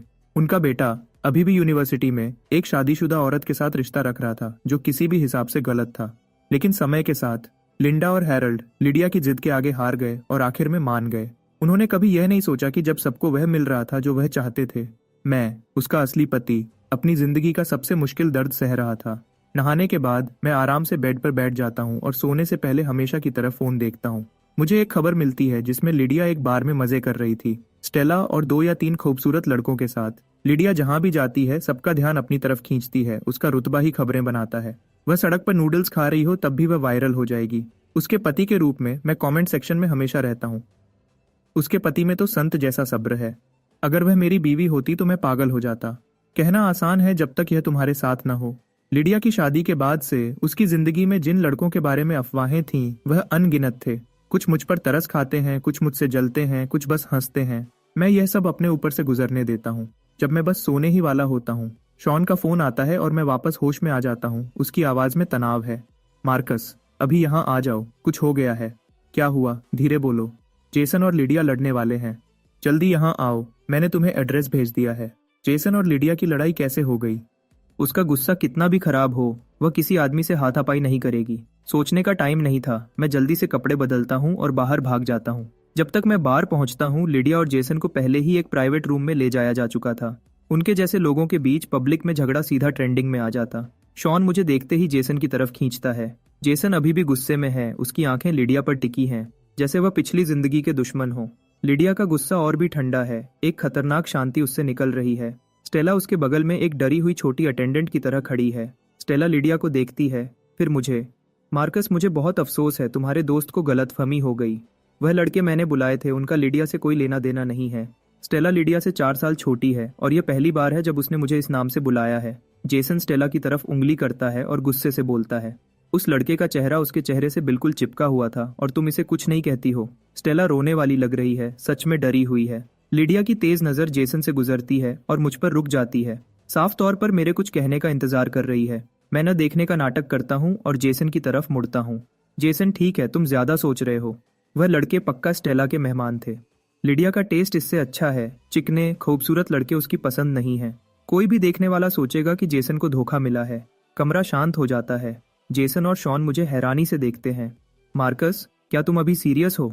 वह उस डिवोर्स के बारे में जानते हैं जिसके लिए मैं जोर दे रहा हूँ, लेकिन उन्होंने कभी नहीं सोचा था कि मैं इस सब पर इतना शांत रहूंगा। जेसन आज रात लिडिया के पीछे जाने से खुद को रोक नहीं पाया, और फिर भी मैं, जिसने उसे 10 साल से ज्यादा प्यार किया है, बिल्कुल भी नहीं हिलता। मैं जेसन को एक बाजू से और शॉन को दूसरे बाजू से पकड़ता हूँ। बिल्कुल सीरियस। चलो हम चलते हैं। हम कहीं और जाकर कुछ पियेंगे, मैं ट्रीट दूंगा।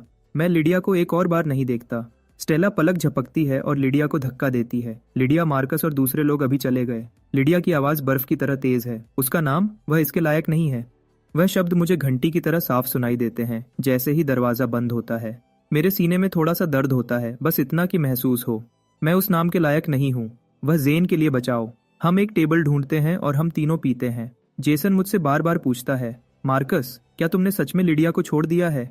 मैं सर हिलाता हूँ। यह मैं पक्का कह सकता हूँ। जेसन अपना ग्लास उठाता है और एक ही बार में पी जाता है। यही तो मैं कह रहा हूँ, मैंने हमेशा तुम्हें इसके लिए इज्जत दी है। 10 साल के एहसास और तुमने उसे ऐसे ही छोड़ दिया, इसके लिए हिम्मत चाहिए। शॉन भी अपना ग्लास मेरी तरफ उठाता है। जैसे ही माहौल अच्छा होता है, शॉन की गर्लफ्रेंड उसे चेक करने के लिए फोन करती है।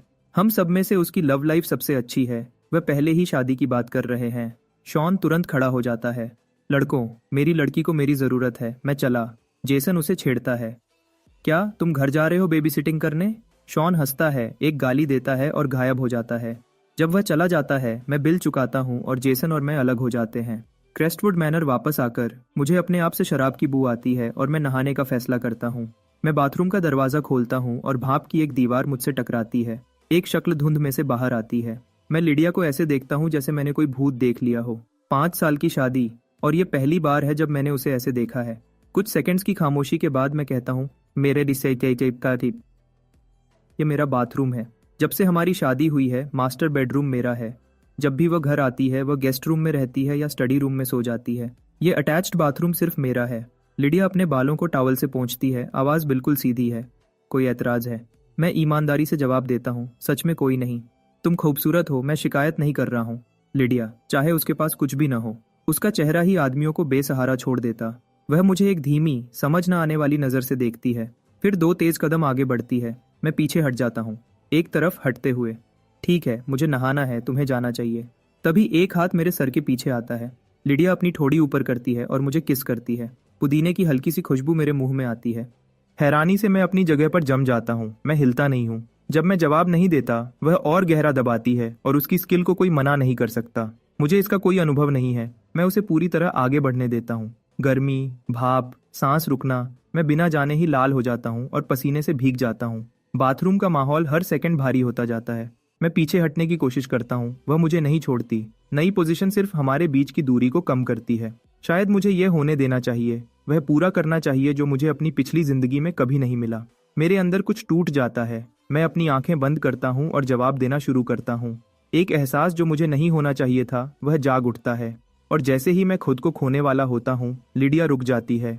वह छोड़ देती है। उसकी आंखों के पीछे की गर्मी कम हो जाती है। मैं उसे देखता हूँ, उलझा हुआ। वह एक ठंडी हंसी हंसती है। तो यह सब नाटक था? क्या तुम मुझसे प्यार करना बंद नहीं कर चुके थे? वह हाथ बढ़ाती है और लापरवाही से मेरे होंठों के कोने को रगड़ती है। लगता है तुम बस सबके लिए एक शो कर रहे थे। मार्कस, क्या हार्ड टू गेट खेलना तुम्हारी नई स्ट्रैटेजी है? तो यह एक टेस्ट था और उसने इसका इस्तेमाल किया। मेरी समझ वापस आती है। मैं अपने कपड़े ठीक करता हूँ और खुद को संभालता हूँ। मैं उसे नीचे देखता हूँ और मेरे अंदर कुछ उदास और अजीब सा महसूस होता है।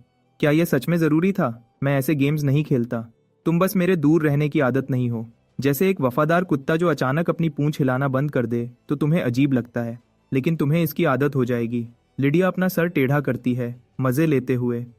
क्या तुम खुद को कुत्ता कह रहे हो? मैं अपनी उलझी हुई कॉलर पकड़ता हूँ और धीरे से जवाब देता हूँ। क्या तुम्हें जवाब पहले से नहीं पता? वह कोई भोली लड़की नहीं है, बिल्कुल वह जानती है। मैंने जितनी बार गिना नहीं जा सकता उतनी बार इजहार किया। उसने कभी इसे सीरियस नहीं लिया। बहुत से लड़कों ने उसे प्यार किया है। सिर्फ एक चीज जो मुझे अलग करती थी वह यह थी कि मैंने उससे शादी की थी। लिडिया एक हल्की संतुष्ट हंसी हंसती है। जाओ नहा लो, और इसके साथ वह बाहर चली जाती है। मैं दरवाजा जल्दी से बंद करता हूँ और आईने की तरफ भागता हूँ। मेरा चेहरा लाल हो गया है। मैं खुद पर बहुत गुस्सा था।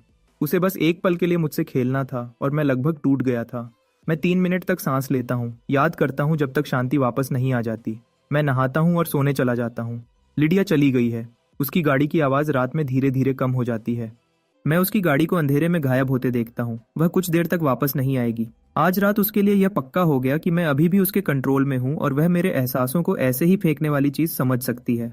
अगली सुबह मैं रे से मुझे हॉस्पिटल ले जाने को कहता हूँ। मैंने सोच समझकर कपड़े पहने थे, एक चारकोल स्लिम फिट सूट, एक शांत रोबदार लुक के लिए।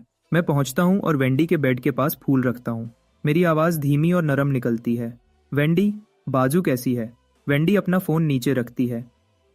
बहुत बेहतर मार्कस, डॉक्टर ने कहा है कि मैं कल घर जा सकती हूँ। मैं उसके बगल वाली कुर्सी पर बैठ जाता हूँ और अपनी कफ ठीक करता हूँ। यह अच्छा है। तुम्हारा बॉयफ्रेंड आज नहीं आया? वेंडी हल्के से और मीठी मुस्कान देती है। वह काम पर है। हम दोनों पार्ट टाइम काम कर रहे हैं ताकि पैसे का बोझ कम हो। मैं सर हिलाता हूँ और बात को हल्के में रखता हूँ। मैं अपना फ़ोन निकालता हूँ, उस पर नज़र डालता हूँ और हैरान होने का नाटक करता हूँ। मेरा फ़ोन अभी से कैसे बंद हो गया? वेंडी बेडसाइड टेबल की तरफ इशारा करती है। यहाँ एक चार्जर है मार्कस। मैं चार्जर लेता हूँ और जानबूझकर उसे लगाने के लिए झुकता हूँ। मेरा शरीर उसके बिल्कुल पास आ जाता है।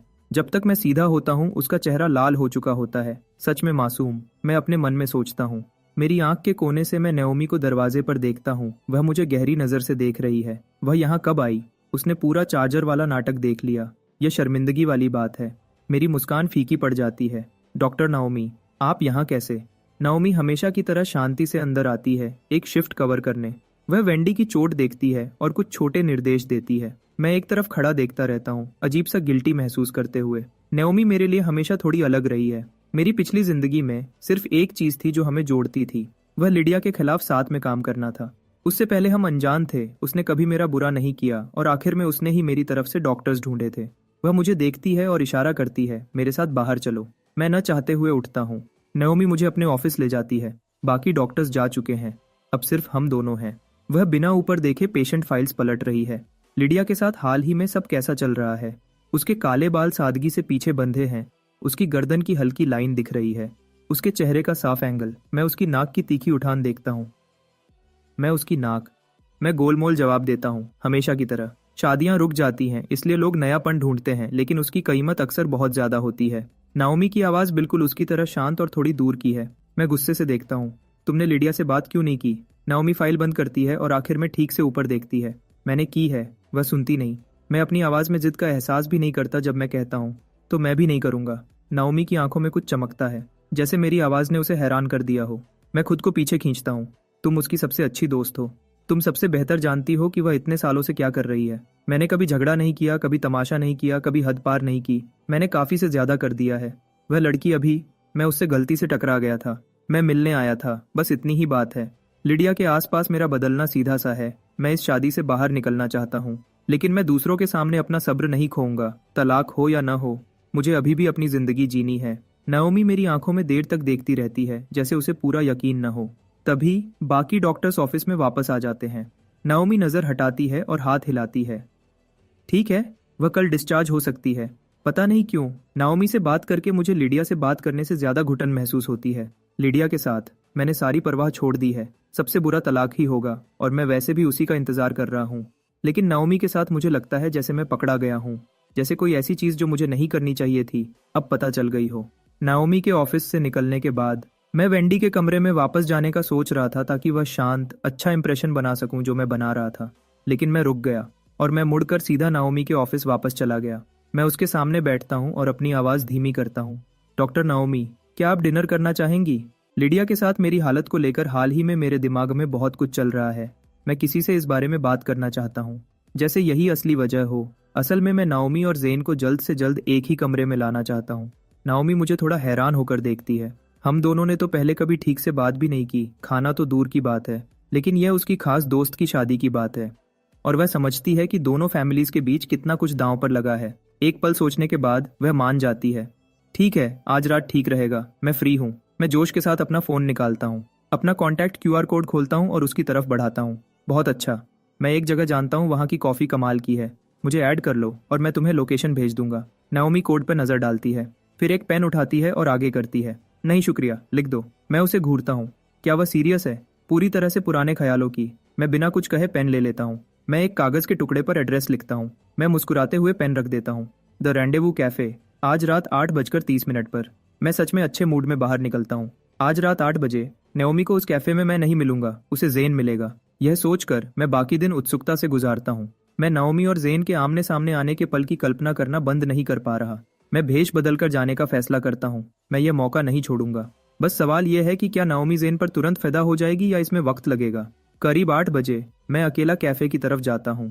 मैं अंदर नहीं जाता, उसके बजाय मैं जमीन से छत तक की खिड़की से झांकता हूँ। पक्का नाओमी वहां है, दीवार के पास कोने में बैठी हुई। क्या वह मेरी पुरानी पसंदीदा जगह नहीं है? उसके बाल खुले हैं, उसकी पूरी मौजूदगी शांत और थोड़ी दूर की है। वह अपनी कॉफी के साथ चुपचाप बैठी है, अपने फोन की तरफ भी नहीं देख रही। जेन कहाँ है? मैं काउंटर पर ढूंढता हूँ। मैं देखता रहता हूँ, कहीं भी उसका कोई निशान नहीं। उसके बजाय मेरा छुपकर घूमना ही नाओमी की नजर में आ जाता है। वह मुझे देख लेती है, खड़ी होती है और मुझसे मिलने बाहर आती है। भागना अब बहुत देर हो चुका है। नाओमी शिष्टाचार की परवाह नहीं करती। मार्कस, तुम बाहर क्या कर रहे हो? अंधे हो क्या? मैं विग उतारता हूँ निराश महसूस करते हुए। तुम एक डॉक्टर हो, क्या तुम थोड़ी और सभ्य नहीं हो सकती? सच कहूँ तो वह चीज घुटन भरी थी। नाओमी गुस्से से देखती है।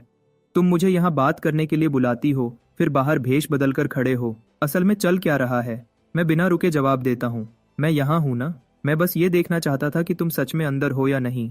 नाओमी बहस छोड़ देती है, दरवाजा खोलती है और मुझे अंदर आने का इशारा करती है। मैं विग हाथ में लिए बहुत न चाहते हुए अंदर जाता हूँ।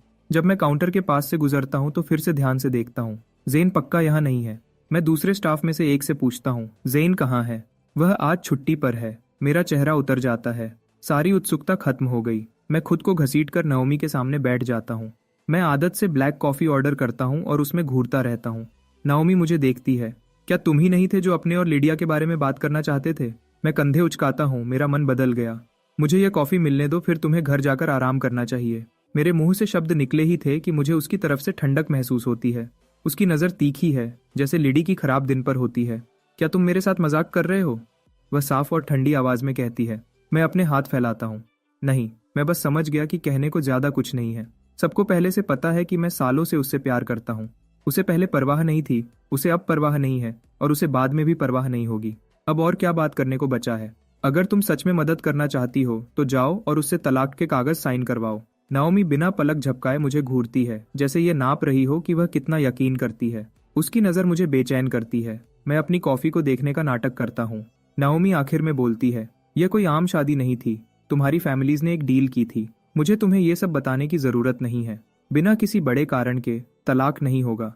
लिडिया इस पर राजी नहीं होगी। मैं लंबी सांस लेता हूँ। तुम उसे अच्छे से जानती हो, वह भी यही कहती है। पूरी तरह से एक जैसी सोच वाले। नाओमी कुछ नहीं कहती, बस चुपचाप एक घूंट लेती है। मुझे अब और बात करने का मन नहीं है। जेन वैसे भी यहाँ नहीं है। मैं बस एक साइड कैरेक्टर हूँ। लीड के साथ ज्यादा वक्त बिताने की जरूरत नहीं। हम 3 मिनट तक चुपचाप बैठकर पीते रहते हैं। मैं पैसे देने के लिए उठता हूँ। नाओमी भी खड़ी होती है और मुझे रोकने के लिए हाथ बढ़ाती है। मुझे करने दो, मैं बहस नहीं करता। ठीक है, वैसे भी उसके लिए ये छोटे पैसे हैं। जब नाओमी काउंटर पर होती है, मैं पलक झपकते ही निकल जाता हूँ और गाड़ी चलाकर चला जाता हूँ। चौराहा पर जब मैं मुड़ता हूँ, पीछे के शीशे में उसे देखता हूँ। वह अभी बाहर निकली है। उस दिशा को देख रही है जहाँ मेरी गाड़ी गायब हुई। मैं अपना सर हिलाता हूँ और धीरे से सांस छोड़ता हूँ। नाओमी की किस्मत में हमेशा लिडिया से एक कदम पीछे रहना लिखा है। मैंने अब तक 2 बार उसकी मदद करने की कोशिश की, दोनों बार नाकाम रहा। जो कुछ भी लिडिया और जेन को एक साथ खींचता है वह पक्का लोहे का बना होगा। इस वक्त नाओमी को जेन की तरफ धकेलने की कोशिश करना मेहनत की बर्बादी लगती है। मुझे इसे छोड़ देना चाहिए। बस और 10 दिन मैं इंतजार कर सकता हूँ। जैसा मैंने सोचा था, लिडिया अगले पूरे हफ्ते वापस नहीं आती। हम वापस वैसे ही हो जाते हैं जैसे पहले थे। कोई कांटेक्ट नहीं, कोई मुलाकात नहीं। मैं इससे खुश हूँ। जब वेंडी डिस्चार्ज होती है, मैं उसे लेने जाता हूँ। मैं उसे और जेन को खाना खिलाने ले जाता हूँ। फिर वापस अपने पेंटिंग स्किल्स को बेहतर बनाने में लग जाता हूँ। सालों की लापरवाही, अब सब वापस लाने का वक्त है। दिन में 3 बार जड़ी बूटी वाली दवा और लिंडा का खाना। सच में मेरा 2 पाउंड वजन बढ़ गया है। एक गेट टुगेदर में जेसन मेरे कंधे पर थपकी देता है। मार्कस, तुम क्या ले रहे हो? तुम कमाल के लग रहे हो। मैं चमकते हुए हंसता हूँ। जड़ी बूटी वाली दवा मेरे शरीर पर काम कर रही है। वजन बढ़ाने के लिए ज्यादा खाना, पता चला ये सच में काम करता है। शॉन गुस्से से बोलता है, दिखावा करना बंद करो। हम सब यहाँ वजन कम करने की कोशिश कर रहे हैं और तुम यहाँ जानबूझकर बढ़ाने की कोशिश कर रहे हो। एरन शॉन को थपकी देता है। तुम्हारा तो खुशी का वजन है, शुक्रगुजार रहो। शॉन की गर्लफ्रेंड बहुत अच्छी कुक है, वह उसे अच्छा खाना खिला रही है और ये दिखता है। शॉन इतराते हुए अपना सर हिलाता है। जल रहे हो? यही होता है जब तुम किसी ऐसे से डेट करते हो जो खाना बना सकता हो। अचानक मेरे दिमाग में कुछ आता है। शॉन, अगले बार जब तुम्हारे पास कोई अच्छा काम हो तो मुझे भी साथ ले आना। घर पे बैठना मुझे पागल कर रहा है। मुझे कुछ बनाना है। शॉन मुझे हैरान होकर देखता है। तुम सच में शामिल होना चाहते हो? मैं पूरी तरह से सीरियस हूँ। अगर सही मौका मिलता है तो बिल्कुल। मैंने अपनी फैमिली की कंपनी में नीचे से शुरू करने के बारे में सोचा है, लेकिन मेरा दिल वहां नहीं है। मेरे माँ बाप अभी भी अच्छी सेहत में हैं, उन्हें मेरी वहां जरूरत नहीं है। मैं अपना खुद का सपना वापस पाना चाहता हूँ। शॉन अपने घुटने पर थपकी देता है। मैं ये बहुत पहले से कहना चाहता था। तुम ऑल्टन यूनिवर्सिटी के सबसे मशहूर पेंटर थे और तुम घर पर बैठकर हाउस हस्बैंड बने हुए हो। क्या बर्बादी है? फिक्र मत करो, अगर कोई अच्छा काम आता है, कोई एग्जीबिशन या इवेंट, तो मैं तुम्हारा नाम आगे करूंगा। मैं हाथ जोड़ता हूँ। डील। शुक्रिया कहने की जरूरत नहीं। आज रात का खर्चा मेरी तरफ से। पीछे मत हटना। ड्रिंक्स के बाद जेसन और हम बाकी सब अपने अपने रास्ते चले जाते हैं। मैं रे को फोन करता हूँ कि वह मुझे लेने आ जाए। मैंने अभी फोन रखा ही था कि मुझे एक जानी पहचानी आवाज सुनाई देती है। मैं मुड़ता हूँ। यह वेंडी है। मार्कस। मैं पलक झपकाता हूँ। वेंडी, तुम यहाँ क्या कर रही हो? वेंडी मुझे देखती है। मैं पास में पार्ट टाइम शिफ्ट कर रही थी, अभी छुट्टी हुई है। मार्कस, क्या तुमने पी रखी है? उसने पक्का बू सूंघ ली होगी। मैं अपना हाथ अपने माथे पर रखता हूँ और सर हिलाता हूँ। अब शराब चढ़ रही है और मेरा सर घूम रहा है। वेंडी, क्या तुम गाड़ी चला सकती हो? वेंडी जल्दी से जवाब देती है, अगर तुम गाड़ी चलाने की हालत में नहीं हो तो मैं तुम्हें ले जा सकती हूँ। मैं वेंडी को चाबियां देता हूँ और रे को कैंसिल करने के लिए फोन करता हूँ। जब वेंडी सिल्वर रोल्स रॉयस देखती है, उसके चेहरे पर हैरानी और तारीफ की चमक आती है। मार्कस, ये तुम्हारी है? मैं चक्कर आने के बावजूद जवाब देता हूँ, हाँ मेरी। बस नेविगेशन यूज करो, मुझे क्रेस्टवुड मैनर ले चलो। वेंडी पलक झपकाती है। क्रेस्टवुड मैनर? वह जमी हुई लगती है तो मैं उसके पास झुकता हूँ। मैं खुद को हल्के से उसके कंधे पर टिकाता हूँ। बस खड़ी मत रहो, मेरा सर घूम रहा है। वह अचानक की नजदीकी जो कुछ और लगती है, हमेशा सबसे ज्यादा असर करती है। वेंडी होश में आती है, समझती है कि हम कितने पास हैं और जल्दी से मुझे संभालती है। उसका चेहरा लाल हो जाता है। ध्यान से मार्कस, गिर मत जाना। वेंडी और जेन इस मामले में एक जैसे हैं, दोनों में से कोई भी पैसे से नहीं फिसलता। ये जानते हुए भी कि वह किसी अमीर आदमी से बात कर रहे हैं, वह अपना दिमाग ठीक रखते हैं। मैं नशे का नाटक करता हूँ और मुस्कुराता हूँ। वेंडी, तुम बहुत अच्छी हो। तुम्हारा बॉयफ्रेंड किस्मत वाला लड़का है, मेरे जैसा नहीं। शादी नाकाम रही, पैसे के अलावा कुछ नहीं मिला। यह गाड़ी असल में हमारी सबसे आम गाड़ी है। अगर तुम्हें पसंद है तो यह तुम्हारी है। अगर लिडिया दूसरे आदमियों को गाड़ियां और अपार्टमेंट्स दे सकती है तो मैं भी दे सकता हूँ। वेंडी जल्दी से अपना सर हिलाती है और मुझे गाड़ी में बैठने में मदद करती है। नहीं मार्कस, तुमने बहुत ज्यादा पी ली है, मुझे बस तुम्हें घर छोड़ने दो। वेंडी बहुत ध्यान से गाड़ी चलाती है, बहुत धीरे धीरे जा रही है, शायद किसी चीज को खरोंचने से डर रही है जिसे वह बदल नहीं सकती। मैं पैसेंजर सीट पर सोने का नाटक करता हूँ, बीच बीच में झांक कर देखता हूँ कि हम कहाँ हैं। थोड़ी देर बाद वेंडी बोलती है, मार्कस, हम क्रेस्टवुड मैनर पर हैं। कौन सी बिल्डिंग? मैं आंखें खोले बिना जवाब देता हूँ, बिल्डिंग 8। वेंडी खास बिल्डिंग का नंबर नेविगेशन में डालती है और मुझे मेरे दरवाजे के बिल्कुल सामने तक ले आती है। गाड़ी ठीक से पार्क करती है। मैं अपना वॉलेट निकालता हूँ और उसे कुछ नोट देता हूँ। ये लो, ये ड्राइव के लिए है और थोड़ा एक्स्ट्रा भी। वेंडी रुक जाती है, फिर जल्दी से उसे वापस देने की कोशिश करती है। मार्कस, आपको मुझे पे करने की जरूरत नहीं है, मैं तो बस आपकी मदद कर रही थी। मैं अपनी सीट बेल्ट खोलता हूँ और बाहर निकलता हूँ। ले लो, बहुत देर हो गई है, घर जाने के लिए कैब लेना मुश्किल होगा। गाड़ी तुम रख लो, मुझे कल फोन करना और मैं रे को भेज दूंगा उसे लेने के लिए। जवाब का इंतजार किए बिना मैं अंदर चला जाता हूँ। जैसे ही मैं घर पहुंचता हूँ, मैं लिंडा को जगाता हूँ और उससे होश में लाने वाली चाय मांगता हूँ। वह मेरे पूछने से पहले ही किचन में होती है। 2 या 3 दिन में लिडिया समिट बिजनेस फोरम में जाएगी। वह पल जब वह अपने असली प्यार से मिलेगी पास आ रहा है, और मेरा आजादी का पल भी। थोड़ी देर बाद मुझे बाहर एक गाड़ी का इंजन बंद होने की आवाज आती है और फिर लिडिया दिखाई देती है। वह मुझे एक नजर देखती है जो लिविंग रूम के सोफा पर लेटा हुआ था, फिर दूर वाले किनारे पर बैठ जाती है। उससे भी शराब की बदबू आ रही थी, मुझसे ज्यादा अच्छी हालत में नहीं थी। लिंडा होश में लाने वाली चाय लाती है और मेरे सामने रख देती है, फिर मुड़ती है और लिडिया को अदब से ग्रीट करती है। लिडिया उसकी तरफ देखती है, चेहरे पर कोई भाव नहीं था और कुछ नहीं कहती। मैं बैठ जाता हूँ और लिडिया को एक चमकती हुई मुस्कान देता हूँ। तुमने भी पी रखी है ना? ये लो, तुम ये ले लो। लिंडा, क्या तुम मेरे लिए एक और बना सकती हो? लिंडा सर हिलाती है और किचन में वापस चली जाती है। लिडिया कप को हाथ नहीं लगाती। मुझे इसकी जरूरत नहीं है। मुझे अंदर ही अंदर थोड़ी खुशी महसूस होती है। ये चाय उसकी होने वाली सास ने बनाई थी। जल्दी ही एक दिन वह जेन के पीछे भागेगी और उसे नजरअंदाज किया जाएगा और उसे इस सब में भी मुस्कुराते रहना पड़ेगा। लिंडा एक दूसरा कप लेकर वापस आती है। मैं लिडिया से आराम से बात करता हूँ। लिंडा पहले ही सो रही थी जब मैंने उसे यह बनाने के लिए जगाया। अगर तुम एक घूंट भी नहीं पियोगी तो यह उसके साथ ठीक नहीं होगा। लिंडा जल्दी से बोल पड़ती है। कोई तकलीफ नहीं हुई, ये मेरा काम है। मैं नरम आवाज में बोलता हूँ, लेकिन हर शब्द लिडिया पर ताना था। उसमें तमीज नहीं है और उसका गुस्सा बहुत खराब है। लिंडा, प्लीज इसे दिल पर मत लेना। वह जल्दी ही जेन के प्यार में पागल हो जाएगी तो मैं उस रास्ते को थोड़ा मुश्किल बना ही देता हूँ। लिंडा घबरा जाती है। प्लीज सर, आप बहुत ज्यादा मेहरबान हैं। मैं उसे जाने का इशारा करता हूँ। बस इतना ही, लिंडा जाओ आराम कर लो। लिंडा के जाने के बाद मैं आधा कप खत्म करता हूँ। फिर मैं नहाने के लिए ऊपर जाता हूँ और लिडिया हमेशा की तरह गेस्ट रूम में चली जाती है। लेकिन जब मैं नहाने के बाद बाहर आता हूँ तो मुझे लिडिया मास्टर बेडरूम के बेड पर अपनी पजामाज में बैठी मिलती है। मैं गुस्से से देखता हूँ, तुम मेरे कमरे में क्या कर रही हो? लिडिया भी उतनी ही परेशान लगती है। मेरे माँ बाप यहाँ हैं, वह गेस्ट रूम में है। मेरी पिछली जिंदगी में उन्हें पोते पोती की बहुत जरूरत थी और वह कभी भी क्रेस्टवुड मैनर में हमें देखने नहीं आए, तो अब क्यों? मैं हैरान रह जाता हूँ। ये अचानक हुआ है। लिडिया ठंडी हंसी हंसती है। अचानक? सोचो तुमने नाओमी से क्या कहा था और फिर बताओ क्या तुम सच में हैरान हो? तो इसलिए लिडिया आज रात वापस आई थी एक अचानक चेकअप को संभालने के लिए। मैंने सच में नहीं सोचा था कि नाओमी लिडिया के माँ बाप के पास जाएगी और अब मेरे सास ससुर यहाँ हैं। ये मनहूस बटरफ्लाई इफेक्ट, मैं इसका इल्जाम नहीं लूंगा। मैंने मुश्किल से कुछ कहा था। मैंने तो बस उससे कहा था कि वह तुम्हें तलाक के बारे में समझाए। मुझे कैसे पता होता कि वह सीधे तुम्हारे माँ बाप के पास जाएगी? लिडिया साफ तौर पर चिढ़ जाती है। उसकी आवाज में चेतावनी थी। तुम कब तक ये सब करते रहोगे? मैं जवाब नहीं देता। मैं ड्रॉअर खोलता हूँ और एक पहले से तैयार किया हुआ तलाक का एग्रीमेंट निकालता हूँ। मेरा सिग्नेचर उस पर पहले से है। कोई प्रॉपर्टी नहीं, कोई दावा नहीं, बस तलाक। मैं उसे लिडिया की तरफ बढ़ाता हूँ। इस पर साइन कर दो और तुम्हें पता चल जाएगा कि मैं खेल खेल रहा हूँ या नहीं। हवा शांत हो जाती है। लिडिया का चेहरा हर पल और गुस्से वाला होता जाता है। जैसे ही वह उसे फाड़ने के लिए बढ़ती है तभी बेडरूम के दरवाजे पर नॉक होता है। मेरी सास की आवाज आती है। लिडिया, मार्कस, क्या तुम दोनों अभी तक जाग रहे हो? लिडिया एक पल में अग्रीमेंट को कंबल के नीचे धकेल देती है, फिर दरवाजा खोलने जाती है। इतनी देर हो गई है, तुम लोग सोए नहीं? मेरी सास दरवाजे पर खड़ी थी। हम बस सोने ही वाले थे, लेकिन हमने लाइट जली देखी और सोचा तुम्हें देख लें। मैं उनके पास जाता हूँ। अब नाटक करने का टाइम है। हम भी बस सोने ही वाले थे मॉम। जैसे ही मैं ये कहता हूँ मैं अपना हाथ लिडिया के हाथ में डाल देता हूँ और उसके कंधे पर झुक जाता हूँ। लिडिया पलक नहीं झपकाती। वह मुझे गुस्से से देखती है और कुछ नहीं कहती। मेरी सास गर्मजोशी से मुस्कुराती है। सच में बहुत देर हो गई है। तुम्हारे पापा को परसों समिट बिजनेस फोरम में जाना है। हम आखिरी पल में ऑल्टन आए थे तो हमने सोचा होटल लेने की बजाय यहीं रुक जाते हैं।